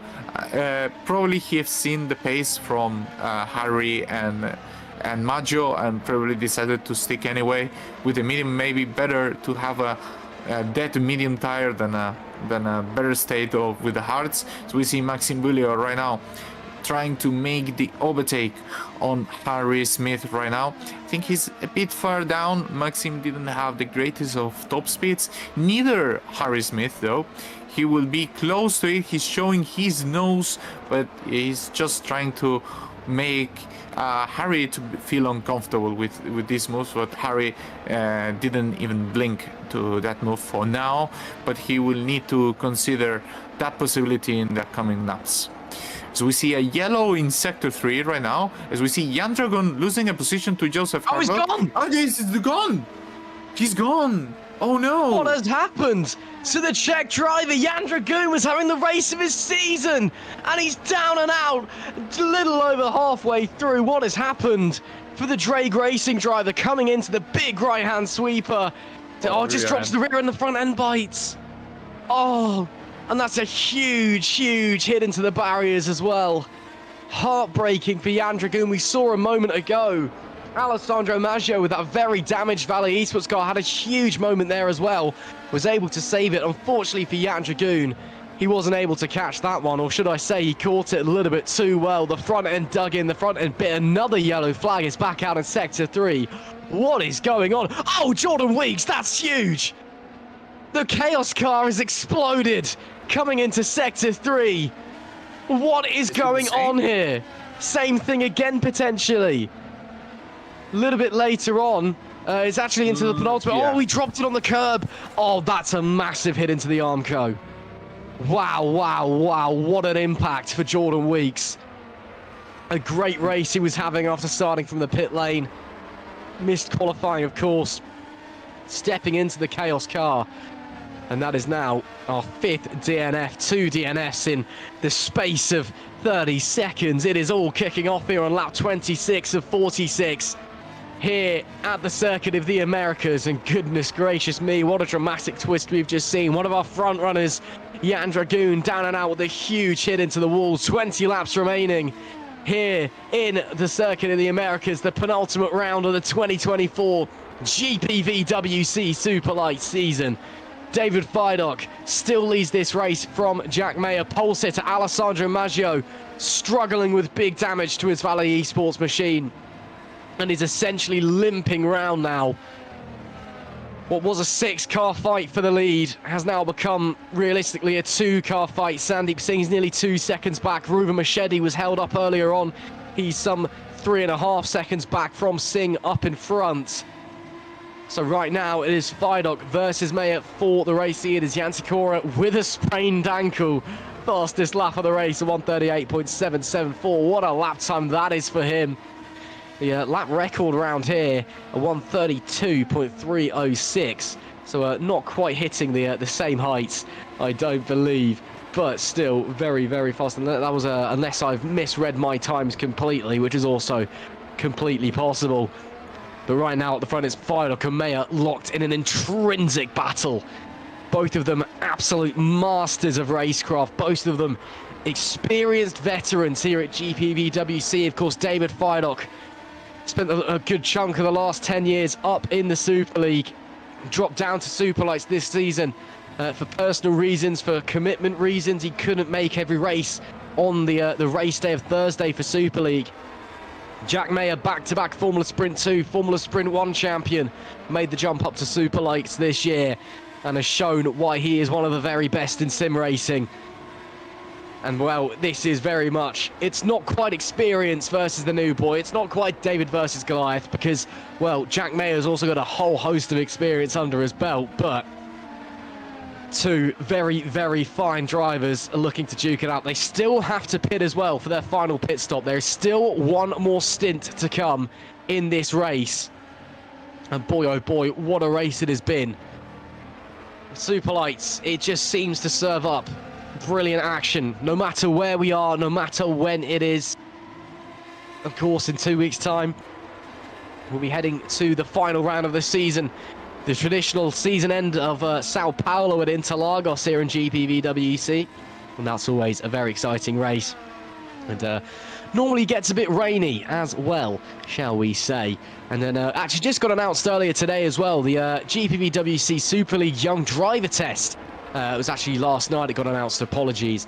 That is then a week after our final race of the season.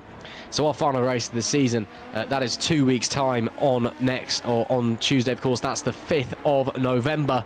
Then the final Super League race, that'll be 2 days later on the 7th of November, the Super League Young Drivers Test taking place at the Bahrain International Circuit. That is going to be on the 12th of November. So that's the time for a lot of these drivers in Superlights to, again, really show Super League team bosses what they can do, why they should take a punt, take them on board, and take them into the upper echelons of sim racing, take them into history. Lap 29 of 46 here at the Circuit of the Americas.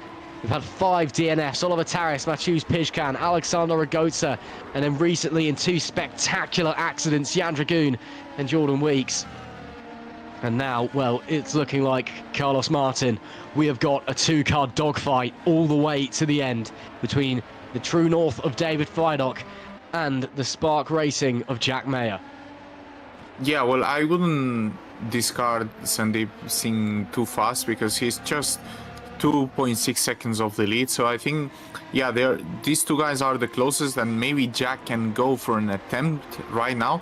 It is really impressive how well he's managing his tires right now. I think he might have a shot right now. Jack Mayer being one of the fastest cars in the straight, whereas Fido one of the slowest right now. And he will be very, very close, and he will probably try and attempt really soon. As we can see, he's trying to show his nose to David Fido. Oh, he actually did a mistake. Maybe trying to dip the nose now. He will hold himself for future attempts. The pit window is almost open for them. If they pit right now, they will have almost clean air right now. So the window is almost open for them. They can pit at any time they want. The thing is, do you want to pit right now and maybe give the other driver tire advantage for the end of the race? If you believe in your own pace, you should actually do it, because you will pit right now, you will just have clean air, and the other driver will lose DRS, so he will need to fight for the DRS. If you're not so confident, maybe you have to wait a bit more and pull the move later. As we see, Machete and Vincent got actually heading to the pits right now. Vincent was already a bit slow. We can see his front right being really destroyed right now. Just going for another set of mediums until the end of the race. I expect the same for Machete. And this is important because now Sandeep kinda needs to react to this move from Machete. You don't want Machete to actually get into your DRS, and so maybe this is the time for Jack Mayer and Sandeep Singh to actually pit right now, because if you're Jack, if you wait one more lap, then you are at risk of Sandeep actually undercutting you with a lot of push to pass usage and everything. And you don't really want to fall in this trap.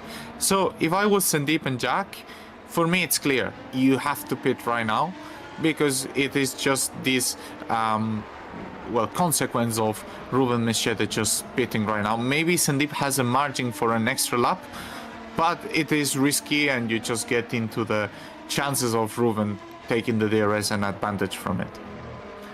And we will see now if any of the drivers are pitting. They're just, they just bait into each other, and Jack Mayer goes for the move into the pits, which I think it is the ideal thing to do. And Fidok lost quite some time from that, because he was 2.8 seconds ahead from Singh, and now he's just 2.2. He will lose now the position for sure with Jack Mayer, unless something happens here right now, which it shouldn't. Very important now to Jack. Good pace, good lap, get in front of Fidok, and make sure he doesn't have DRS the next lap. This is very important, and then just tire saving until the end, and you can actually you maximize your chances to win the race. I mean, that was a classic bait and switch from both of them there. David Fidok looked like he committed to the pit lane until the last second, and then Jack Mayer threw himself into the pit lane at the last second. Oh man, that's like a NASCAR caution style for an overtime or a green-white checkered or whatever they call it nowadays, when everyone, you don't know, they all look like they're about to dive into the pits, and then someone backs out of it at the last minute to stay out on 4 old tyres for the last 2 laps. That was brilliant stuff there. Yellow flag out in Sector 1, but it's gone as quickly as it arrives. Hopefully everyone is okay. Alessandro Maggio, he has boxed, and he's down in 1 place right now. David Fidok, though, we'll wait and see if he comes into the pit lane. We are presuming that he will do at the end of this lap, sliding his way around the big right-hander as he comes on through. But, well, let's have a look if he does here. And no, he's committed. He's staying out. No, he is coming in. So David Fidok boxes. This is crunch time, Carlos Martin. Yeah, well, I think if you're not too confident and you want the DRS, you actually pit. Otherwise, you keep going a bit and then you actually put your own pace later. Maybe with the chance of just going 1 or 2 laps longer and maybe fit the soft. As we see probably Kanani trying to repair his front right tire. And we see Joseph Harlock also pitting, and Sandeep Singh is staying on pits, risking to lose the position with Machete right now. We can see Machete, fastest lap of the race, 38.6. Currently 2.1 seconds faster than Sandeep Singh. Harry Smith also went a really long way with these hard tires right now, and he will probably fit a medium set right now. Probably will need to update these tires. He went really long, he went 20 laps with these hard tires. So we can see David Fidok right now, he's 2.5 seconds off from Jack Mayer. This is how strong the undercut is right now. And you need to cut down this gap 1.2 seconds to actually get the DRS. So this is a bit of free air for Jack right now, and we will see, because 1 tire lap difference, you can feel it for the upcoming next 6 laps, but then after that it depends on how you treated the tire. Absolutely. Well, we know that Sandeep Singh still yet to pit, as that's a little bit wide there from David Fidok. We know Sandeep Singh is still yet to pit, but we also know that man's essentially a tyre whisperer. He can go really long if he wants to. Again, we know the undercut is very powerful right now. Maybe Sandeep happy to maybe just leave it out a couple more laps. No, as I said that, he dives straight into the pits. Ignore everything I ever say. I'm seemingly only ever wrong. Race leader Sandeep Singh. He'll come into the pits, and that'll be Jack Mayer back into the lead of the race on lap 33 of 46. There you go. I mean, to be fair, Sandeep Singh, he does know how to use his tyres. I mean, look back at Spa. Granted, it was a kind of a wet intermediate to wet race. He's stuck on a set of the wets for a long old time and was able to take the race victory on very, very worn tyres. Ruben Machete's actually slid on by, so Machete's up to P3 in the Fusion racing car now. That'll be their best result of this season. What a performance that is from Ruben Machete. Ruben Machete, the German, once again acting as a super sub for Fusion Racing and doing a phenomenal job. Sandeep Singh, though, fresh rubber, of course. You'd expect him to make pretty light work. Looks like a set of softs there as well. We'll wait and see if that updates. Looks like it is a set of softs. So Sandeep's going soft to the end. Okay, he feels confident that he can take those tyres to the end. David Feidock, he's also started to find his pace. I think it took him a few laps for him to kind of switch the tyres on, but he's just set a purple sector 1. He was 1.9, nearly 2 seconds down at the end of the previous lap, as Maggio now sets the fastest lap time of 1:38, as there goes Sandeep Singh up the inside. Little bit of a block on the inside. I mean, he's on soft tyres. What do you expect? The Road to Formula team boss slides on up into the podium places with a textbook dive up the inside into turn number 12. And Sandeep, well, he's got 4 seconds ahead of him. He's got about 13 odd laps left. He's got soft tyres. If he can make them last, he could be in a very, very good position come the end of this race. You know, he might not be challenging for the win, but I could certainly see him being with the race leaders. We'll have to wait and see if he's able to make those tyres last, if he's able to trust the rubbers. There we go, David Feidock, fastest lap of 1:38.187. As I was saying a moment ago, took a moment for those tyres to switch on, then he finds it. Now, Sandeep Singh, I believe, has actually just set the fastest lap of the race, which wouldn't surprise me because he is on a set of these soft tyres. Well, it's not fastest lap because he came out of the pits, but it was purple sector 2 and 3, so this will be a fastest lap, presuming he doesn't bin it. But, well, yeah, we've got a very intriguing end to this race on our hand. Feidock flying at the moment in P2. Sandeep Singh on the softs will only reel in the 2 cars in front. This could be one of those ones where the last 5 laps, it is just pure chaos and every driver for themselves. Lap 34 of 46, though, right now, the lead gap is coming right down. Feidock is pushing very, very hard. I wonder if he's using a lot of push to pass, though. I mean, Carlos, again, you're a Super League driver. I'm sure you've been in these positions before. Situations where you're catching the car in front. You know, do you find it smarter to try and use your push to pass early to try and catch them quicker so you catch them on fresher rubber, or save your push to pass for when you're with them to give you that bit more of an advantage?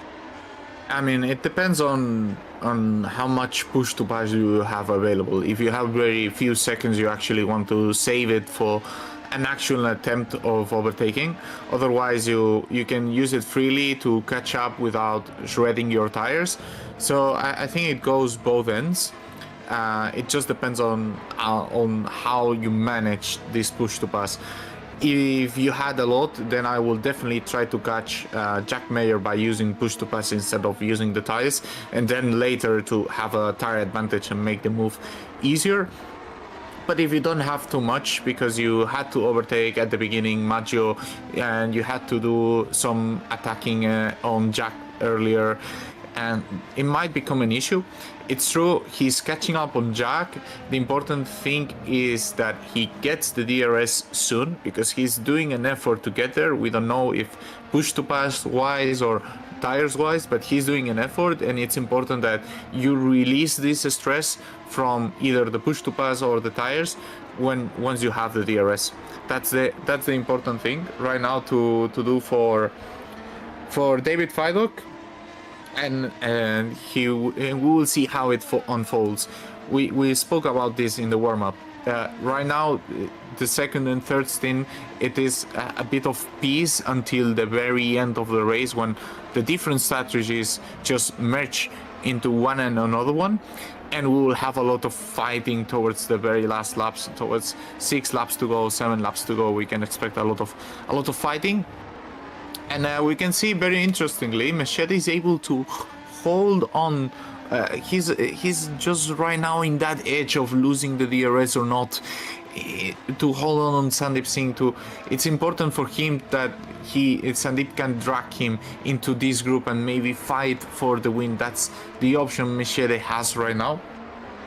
So just for references, Jack Mayer is racing right now in 38.6, same as David Fidok. Right now they are already matching lap times, and Sandeep Singh is racing in 38.0 right now. So he is 0.6 a lap faster. We can expect striking distance in about 4 to 5 laps if Sandeep is able to keep this pace.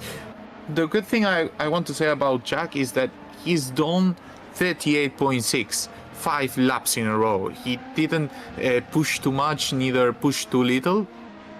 So I think he is very aware that he will need to be on the defensive end at the end of the race, and he's taking care of these tires right now. Whereas Fidok, there were some laps where he was doing 38.1, 38.2, 38.3, and this might shred the tire a lot. Yeah, you only have 1 lap tire advantage. It is significant, but it's not that significant if you push it too much. Very, very true. We have unfortunately lost another driver from this race in the last couple of laps. Usama Kanani, the sole PZZW car, dropping out. So that's now 6 DNFs here at the Circuit of the Americas. So every driver still in this race, presuming they make it to the end, they are going to score points. So at least there's that, I suppose. It's something. Of course, the point for fastest lap also up on offer, of course. And although the championship is done, there are still championship places to be decided.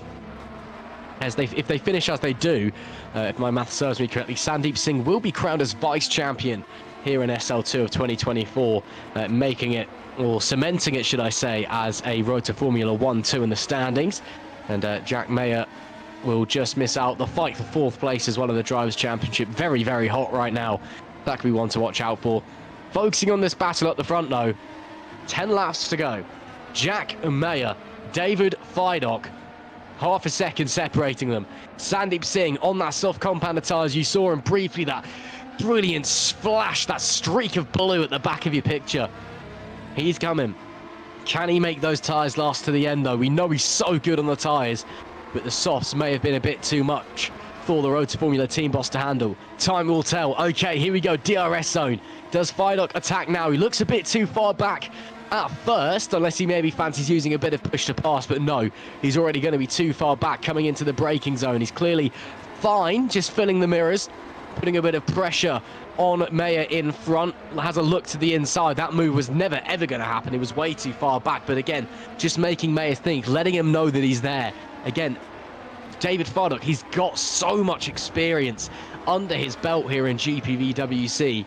Here in the Superlights grid, I don't think there is anyone more experienced, quite frankly. That man has been through every single scenario out on a racetrack imaginable, and he can just look through his catalogue and go, oh, I know what works here, pull it out and use it. He is so phenomenal, so smart out on the racing surface. He knows when to attack, he knows when to defend, he knows when to just sit and play the patient game. Although the clock is ticking, he is right with Jack Mayer right now. His tyres are a lap fresher. There is no need to push right now, have a mistake, cause an accident, lose time. Right now, I think David Fidok, unless the door is wide open, will be very happy just sitting in 2nd place, as long as he just doesn't chew his tyres. On board, look at the car. Through the S's on absolute rails is that True North machine.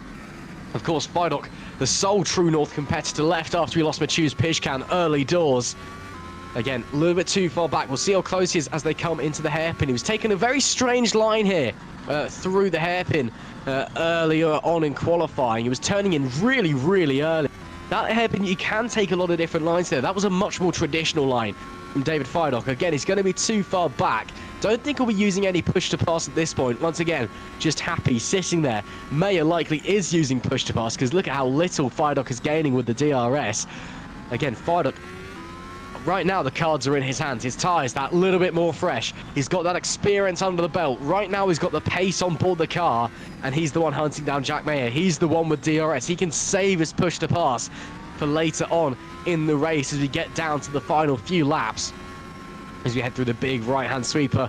Seen a few big accidents here, of course. Jan Dragoon and Jordan Weeks, two almighty whacks into the wall there as Jack Mayer prefers a very, very wide line. That's really interesting because you'd think that would compromise your entry into the penultimate corner. You want the car really tucked over as wide as you possibly can to get the car straightened up, but Jack Mayer clearly preferring to carry more speed through the exit of the sweeper. Fired up once again, little look, but no real attempt made at the move. He's happy, sitting, waiting, playing that patient game. He knows the pressure is on Jack Mayer's shoulders. Of course, Jack Mayer has had a phenomenal race so far. These guys, 3 wins apiece this season so far. 1 for Mayer back at Canada, 2 for Fidok at Imola and the Red Bull Ring.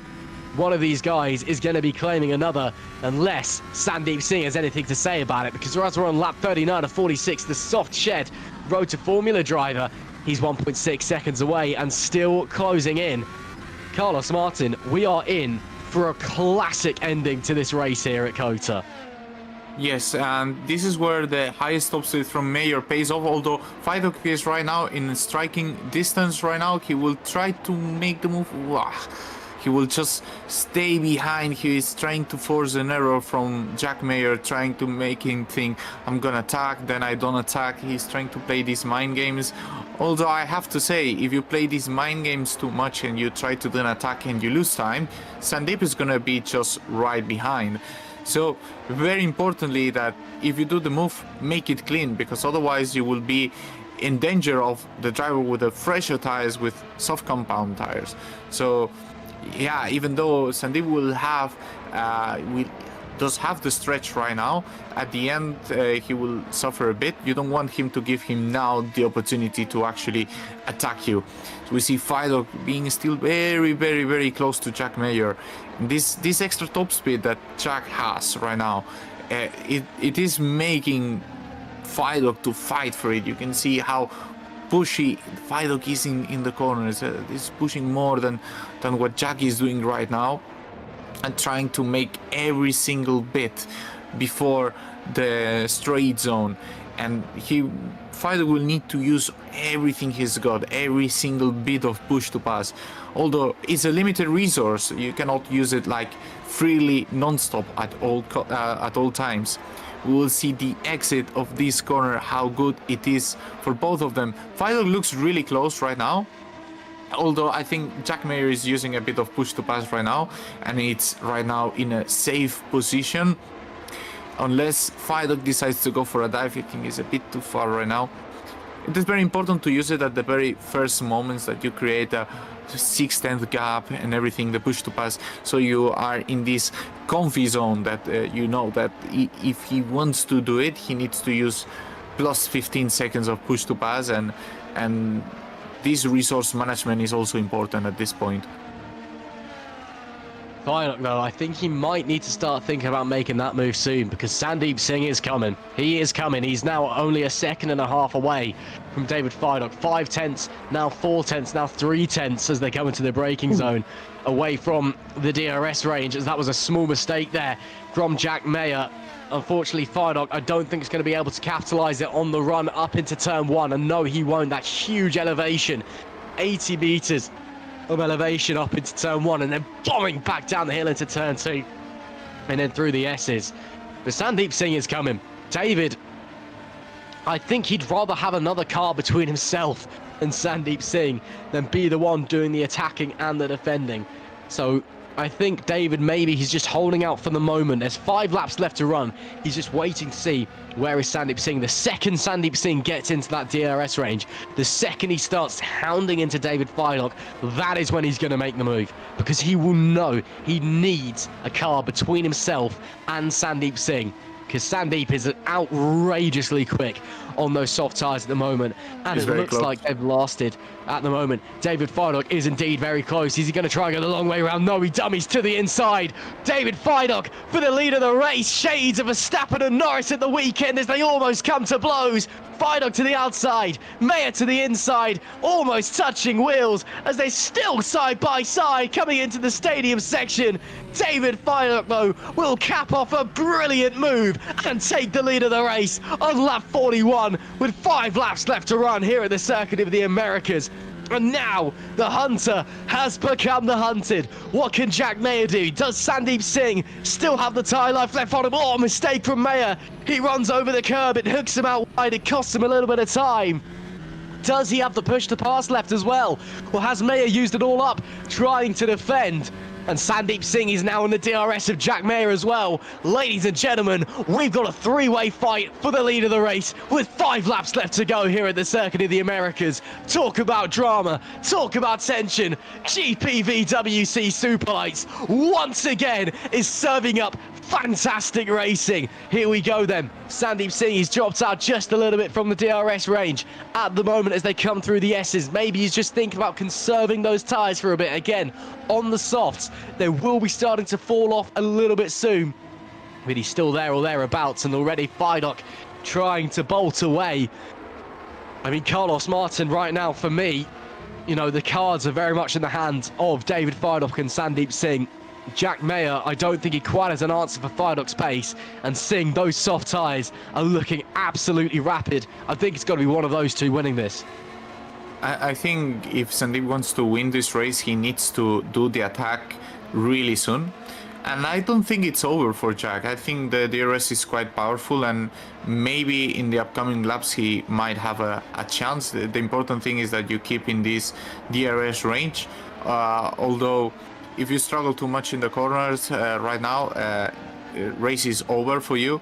And Sandeep needs to pull the DRS now. You cannot wait for Jack to lose the DRS, because otherwise the race is over. There will be too much of a gap to recover. So we see a small yellow in sector 2, and Sandeep is actually close to Jack.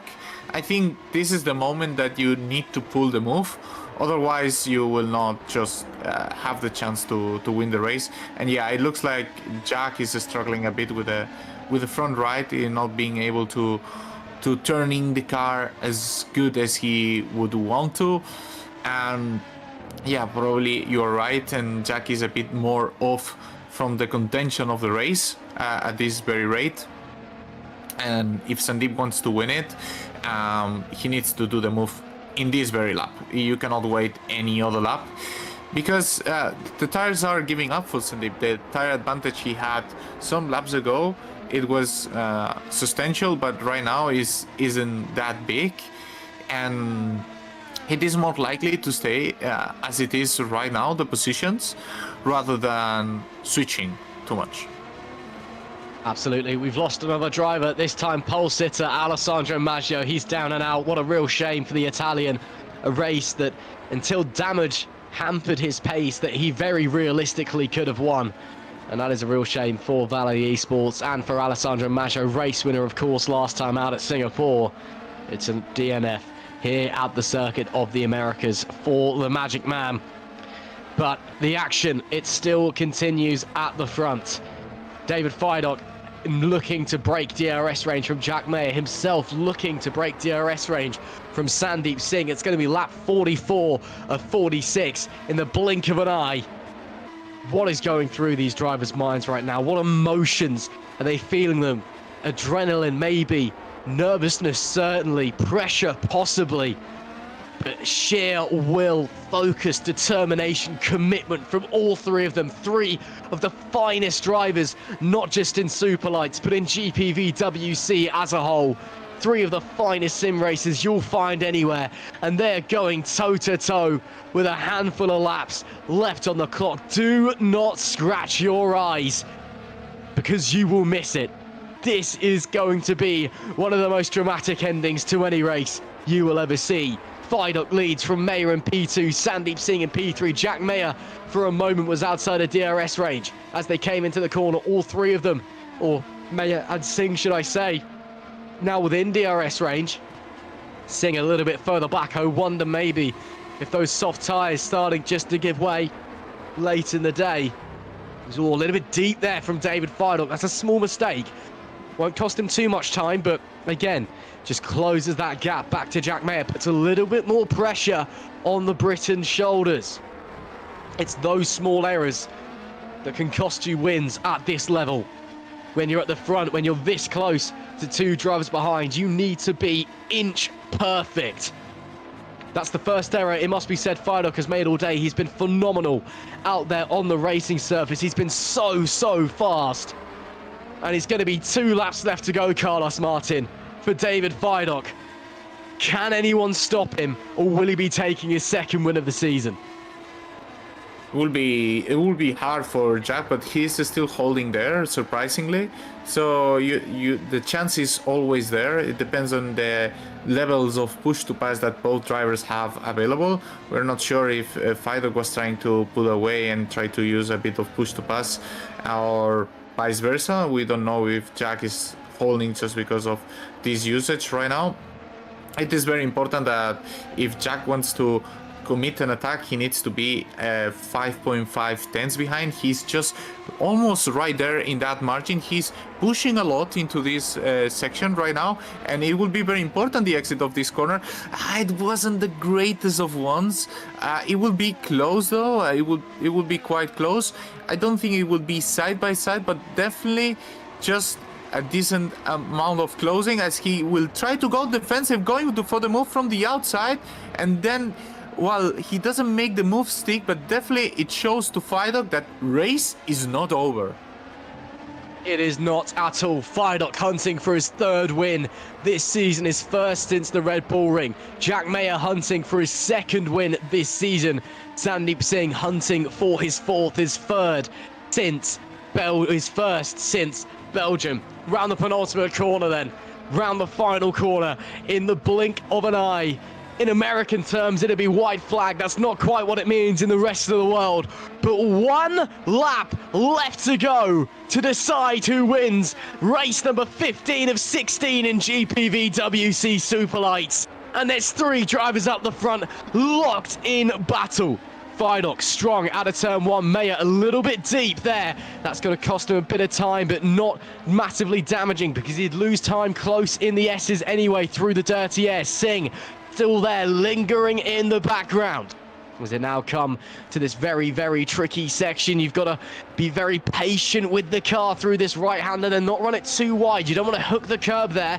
And now the left-hander as well. Again, don't run out too wide. You don't want to take too much curb. It costs you time. This is the chance for Jack Mayer now. Any last ounce of push to pass as David Fabian goes deep.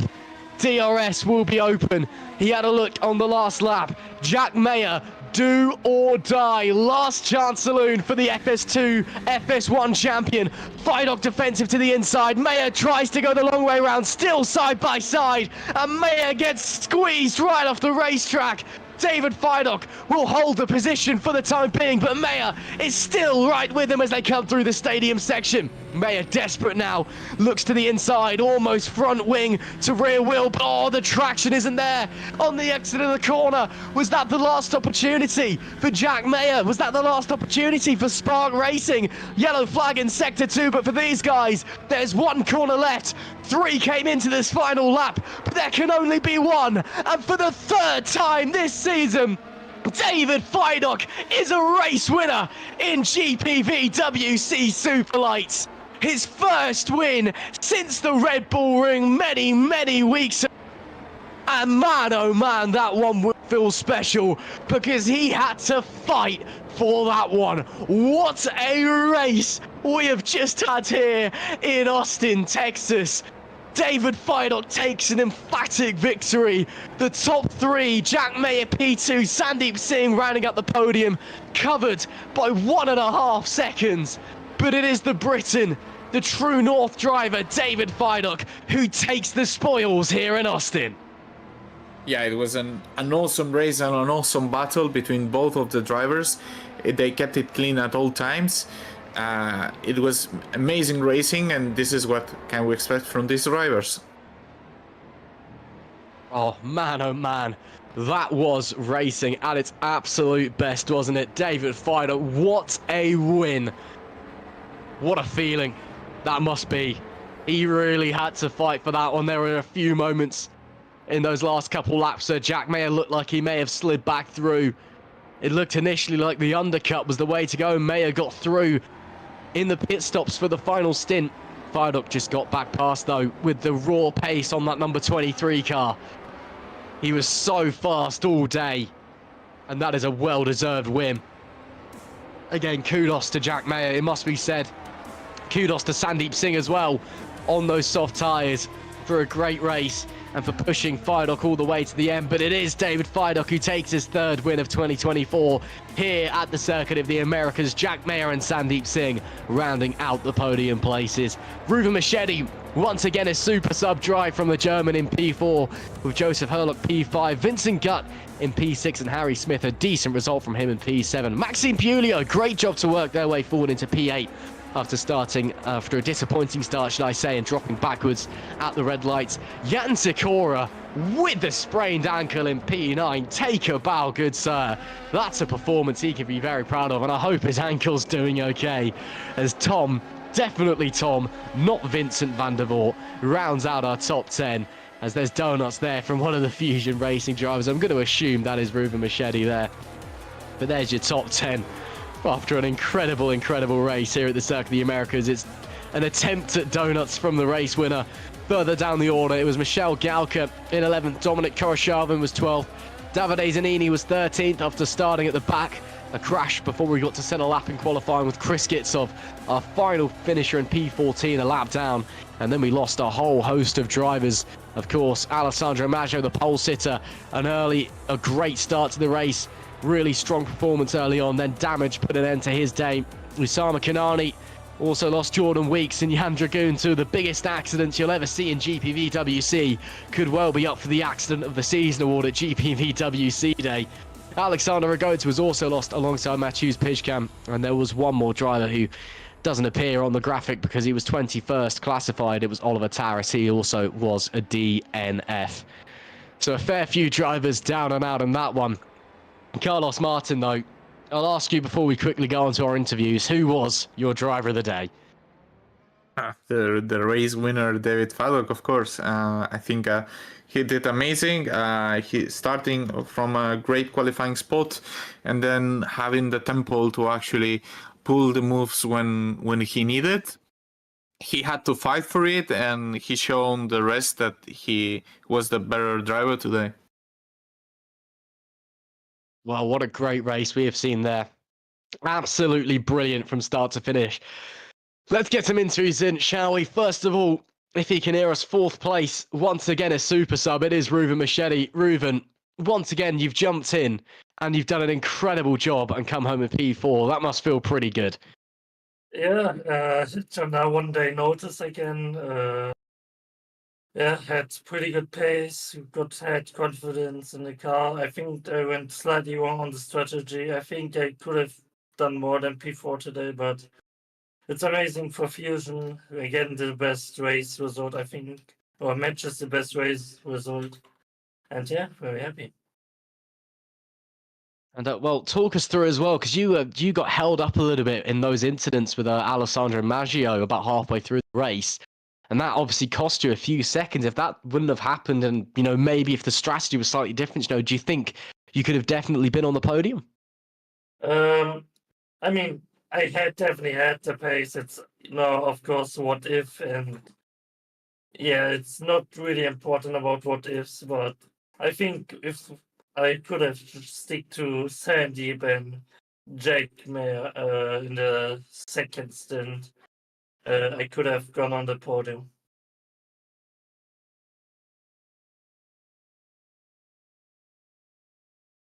Pass you over to Carlos, potentially, if he has any questions.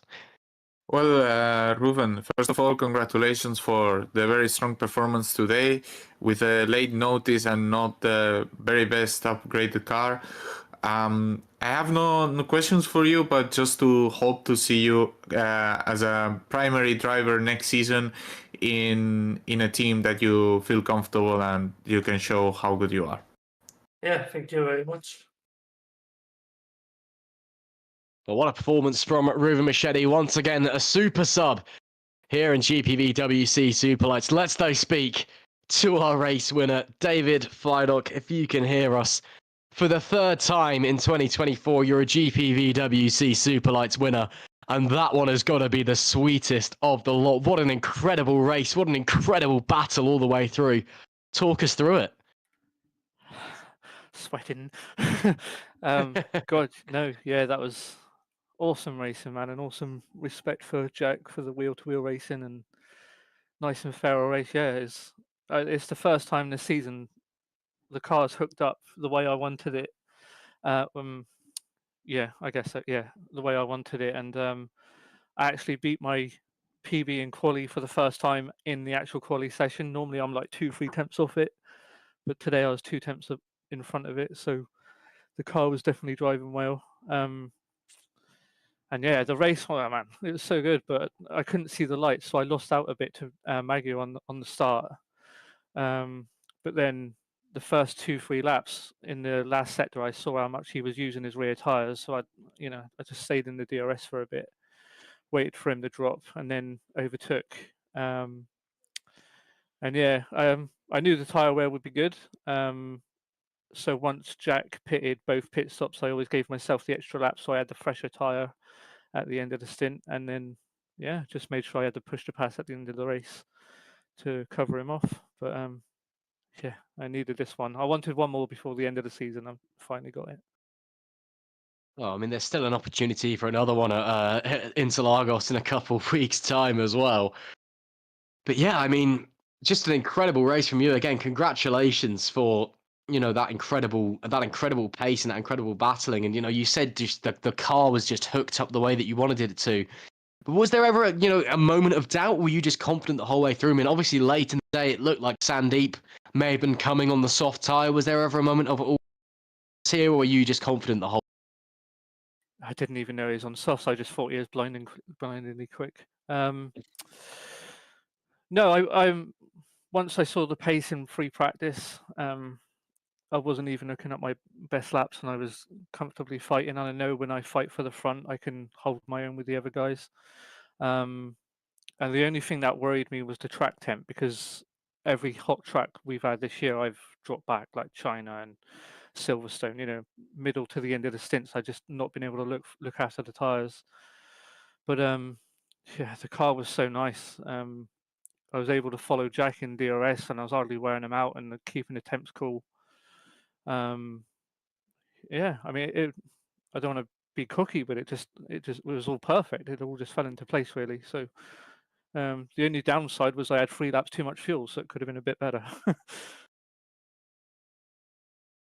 No, that's absolutely fair enough. I mean, I'll pass over to the esteemed man himself, Carlos Martin, if he has any questions. Yeah, Fido, congratulations on the race win. Did it at any point did you consider going for this maybe soft hard strategy for a one stopper, or you think it was completely out of question, this kind of a strategy? No, that was well out the window. It's my preferred strategy, but yeah, there was too much wear. The track was too hot. Yeah, and it would have been difficult to keep that pit stop advantage. Yeah, no, it wasn't on, to be honest. Yeah. Very nice. You managed the race perfectly, and you did the moves at the proper points, and you took the race win. So we see you at Brazil, David, and congratulations. Nice one. Cheers, Carlos. Cheers, Ross. David Feidock, race winner once again in GPVWC in 2024. Let's speak to the man who was fighting with right to the end, Jack Mayer. Jack, I mean, what a battle that was between yourself and David, and Sandeep getting involved as well right at the end. You two were inseparable all race long. And although ultimately you came out in second place, it's still got to be a race you can be proud of. Yeah, hi guys. And yeah, I mean, it was a good result overall. Naturally, I wish I could have got a bit more out of it, both in quality and the race. But given about an hour to 2 hours before the race, it was not looking good for me, especially in qualifying. I think I remember being about a second off of where we expected to have to be. So bringing back a second going into quali, and then even after messing up the lap, getting the top 3 was pretty handy. And again, it was P2, and I wanted to go for the win, obviously. But the track temperature today was probably the hottest I've ever raced for as long as I can remember, being 52 degrees. And I think we've had quite a few hot races this year in like high 40s, notably China. And every single hot race we've done, the tyre wears just let me down, and that's just on my end. So yeah, I think today, if I can't be happy with not winning, I can at least be happy with the tyre wear we got today. I mean, it's another strong result in what has been a season of strong results. It must be adding, again, a race you can take a lot from. But, you know, again, just looking across the season, it's been so consistent from yourself. You know, a huge number of, you know, podiums. Of course, you've got that win back in Canada as well, consistently in the points. Got one more race left to go at Interlagos. You know, maybe we can see you back on the top step for in the final race of the season. I'd love to. I would not naturally strong at Interlagos, but saying that, I've never ever been very good at Kota. So, I mean, today was a big surprise. I'm not saying it will carry into Brazil, but there's always a chance. And I don't really know what next year will bring. So I'm just going into next race as if it could be my last. It could not be my last. So it would be nice to add to that win from Canada. I mean, I know personally I've let a few wins go this season, down to myself, down to, like I say, tyre issues at China, down to incidents out of my control, such as Austria and Suzuka. But yeah, at the end of the day, the results crossing the line is what matters. And yeah, today was P2. We'll try to go one better next 2 weeks. Hello, Jack. First of all, congratulations. You looked extremely sharp today. You did amazing. I was about to ask you regarding next season. If let's speak about ifs. If you race next season, where can we expect you to be racing at? That is a question even I don't know for certain. If I was to race, I mean, I could race any series. I mean, I didn't win this year either, but I probably wouldn't see myself dropping down the most, and I can't see myself doing full-time Super League. I think given winning in FS2 and then winning in FS1, naturally I'd want to stay in lights until I feel Super League would be the next step. But like I say, I don't know what's going to happen next year. I'm closer to missing out next year. Not saying that I won't ever race again at GPV, but I think the last few years has worn me out, both in sim racing and out of sim racing. It's not as easy to pick up the steering wheel as it was a couple of years ago. And I know I enjoy sim racing. I know I enjoy racing. But I think maybe I just need to miss it for a year so that I miss racing, if you know what I mean, just to come back more excited. A very well-deserved break will come after Brazil, and you can reflect on that. You can ask Master Yoda what is the best path to follow. And well, Jack, congratulations. Take care, and we'll see you at Brazil, hoping for this seeking P1 that you're doing right now. Yeah, thank you guys. I'll see you in 2 weeks. That was Jack Mate. Great to speak to him. I think we've got time for one more, I think, Carlos. So we'll grab Sandeep singing very quickly. And, hello, Sandeep. You need to drag me to green room first, then here, because I'm watching the bloody game. Hey. Yo. It's past the watershed. It's fine. No one heard anything. Well, Sandeep Singh, third place. Very strong performance. And, well, talk us through that last stint on the soft tires. You were flying, mate. Wait, I'm trying to remember. Where did I finish again? P3. Third, yeah. Yeah. Softs. Yeah. I went softs last stint. Yeah. I don't know. I was testing them out for Super League, guys, to be honest. But Carlos, I don't think the softs are a good tie for the last stint. I think we should just go mediums. So. What about the hards? Why didn't you try the hards then? The hard apps. Yeah. The hard what? They were Hey, sugar hey, honey. hey. Yeah, Yeah. cool. And What? information technology. The information technology. Cool. Yeah, That's really cool. They suck. Yeah, they suck. How did you guys feel with the setup today? I don't know, I got back from Morocco yesterday, to be honest. I just drove whatever I could think of today. And it felt better than what was given to me by someone. By someone? Yeah. Okay. Was it similar to a track that maybe it had very hot conditions like China or something that maybe it worked really well, right? Similar. The setup I used was similar to where I would get chicken chow mein from, and which place you don't like food from. Damn it. Well, Ross, I just gonna spoil you that we're not looking for Chinese places at Warsaw because I don't like Chinese places. That's why I don't like Chinese either. That's fine. That's fine then. That's Guys, fine. We can go and get something else, Carla. Yeah. Well, we'll make sure, Sandeep, that next year they will provide you Chinese engines. What do you think about that?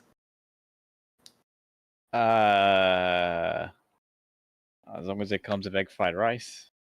Okay. That's cool. Well, anyways, yeah, this soft medium stuff. Quali was a bit of annoying because I thought I should have had pole. I kind of got distracted that I lost pole in the middle of turn 1, so that kind of messed up my whole last lap there. Otherwise, yeah, I probably would have taken it, and then I was just kind of stuck. I felt like I was just stuck in the first stint, and then I didn't like the mediums in the second stint. For some reason, I don't know why they kept wheel spinning for me. I was like, well, I'm not driving these in the last stint, so I just whacked on a pair of softs. And then So softs are not good, medium are not good, hards are not good. What should I drive on? On the rims? I mean, look, it's 52-degree track temps. Just don't drive. It's not worth it. You know what? It's not the best track. Like I said, I just got back from holiday yesterday. I felt like I was still learning the track in the middle of the race. I was still getting advice from Victor on how to take some of the corners. It's probably not the best prep, but my holiday was worth it anyway. You enjoyed, that's the important bit, right? Oh yeah, I mean, this time yesterday, I wasn't even planning on racing. That's the funny thing.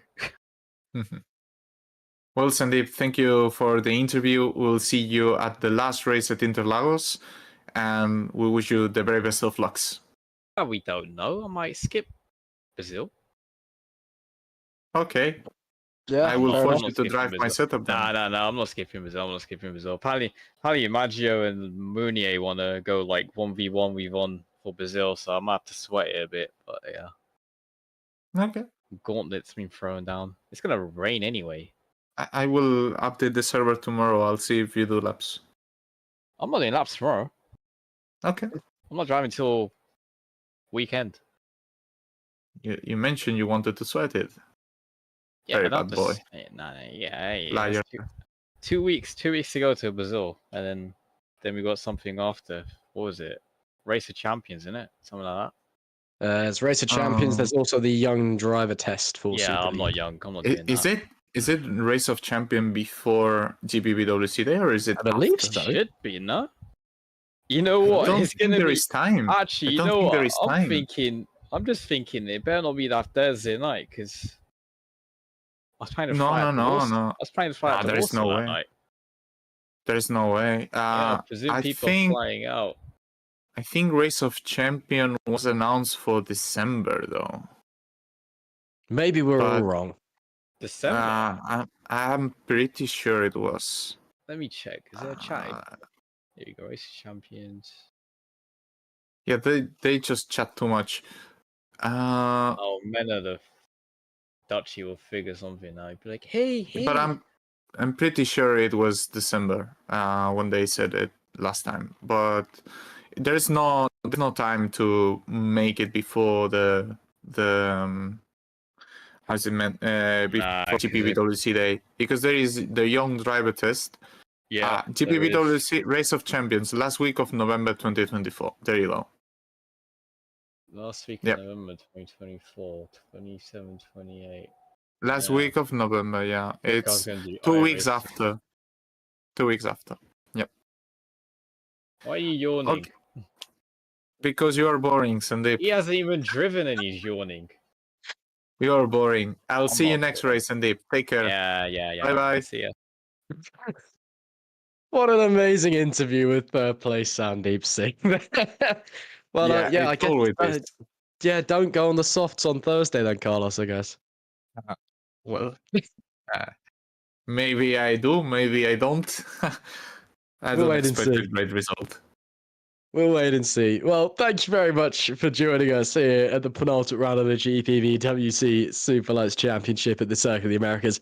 Carlos, once again, thanks for joining me. Always a pleasure to have you alongside me in the commentary box. And yeah, Brazil, 2 weeks' time. I suppose I'll see you there.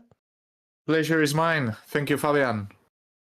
Of course. Thank you, Fabian, as well on the cameras, as always. We'll be back 2 weeks' time for our final race of the season. But of course, make sure you're tuning in Thursday night for Super League at the Circuit of the Americas. Take care.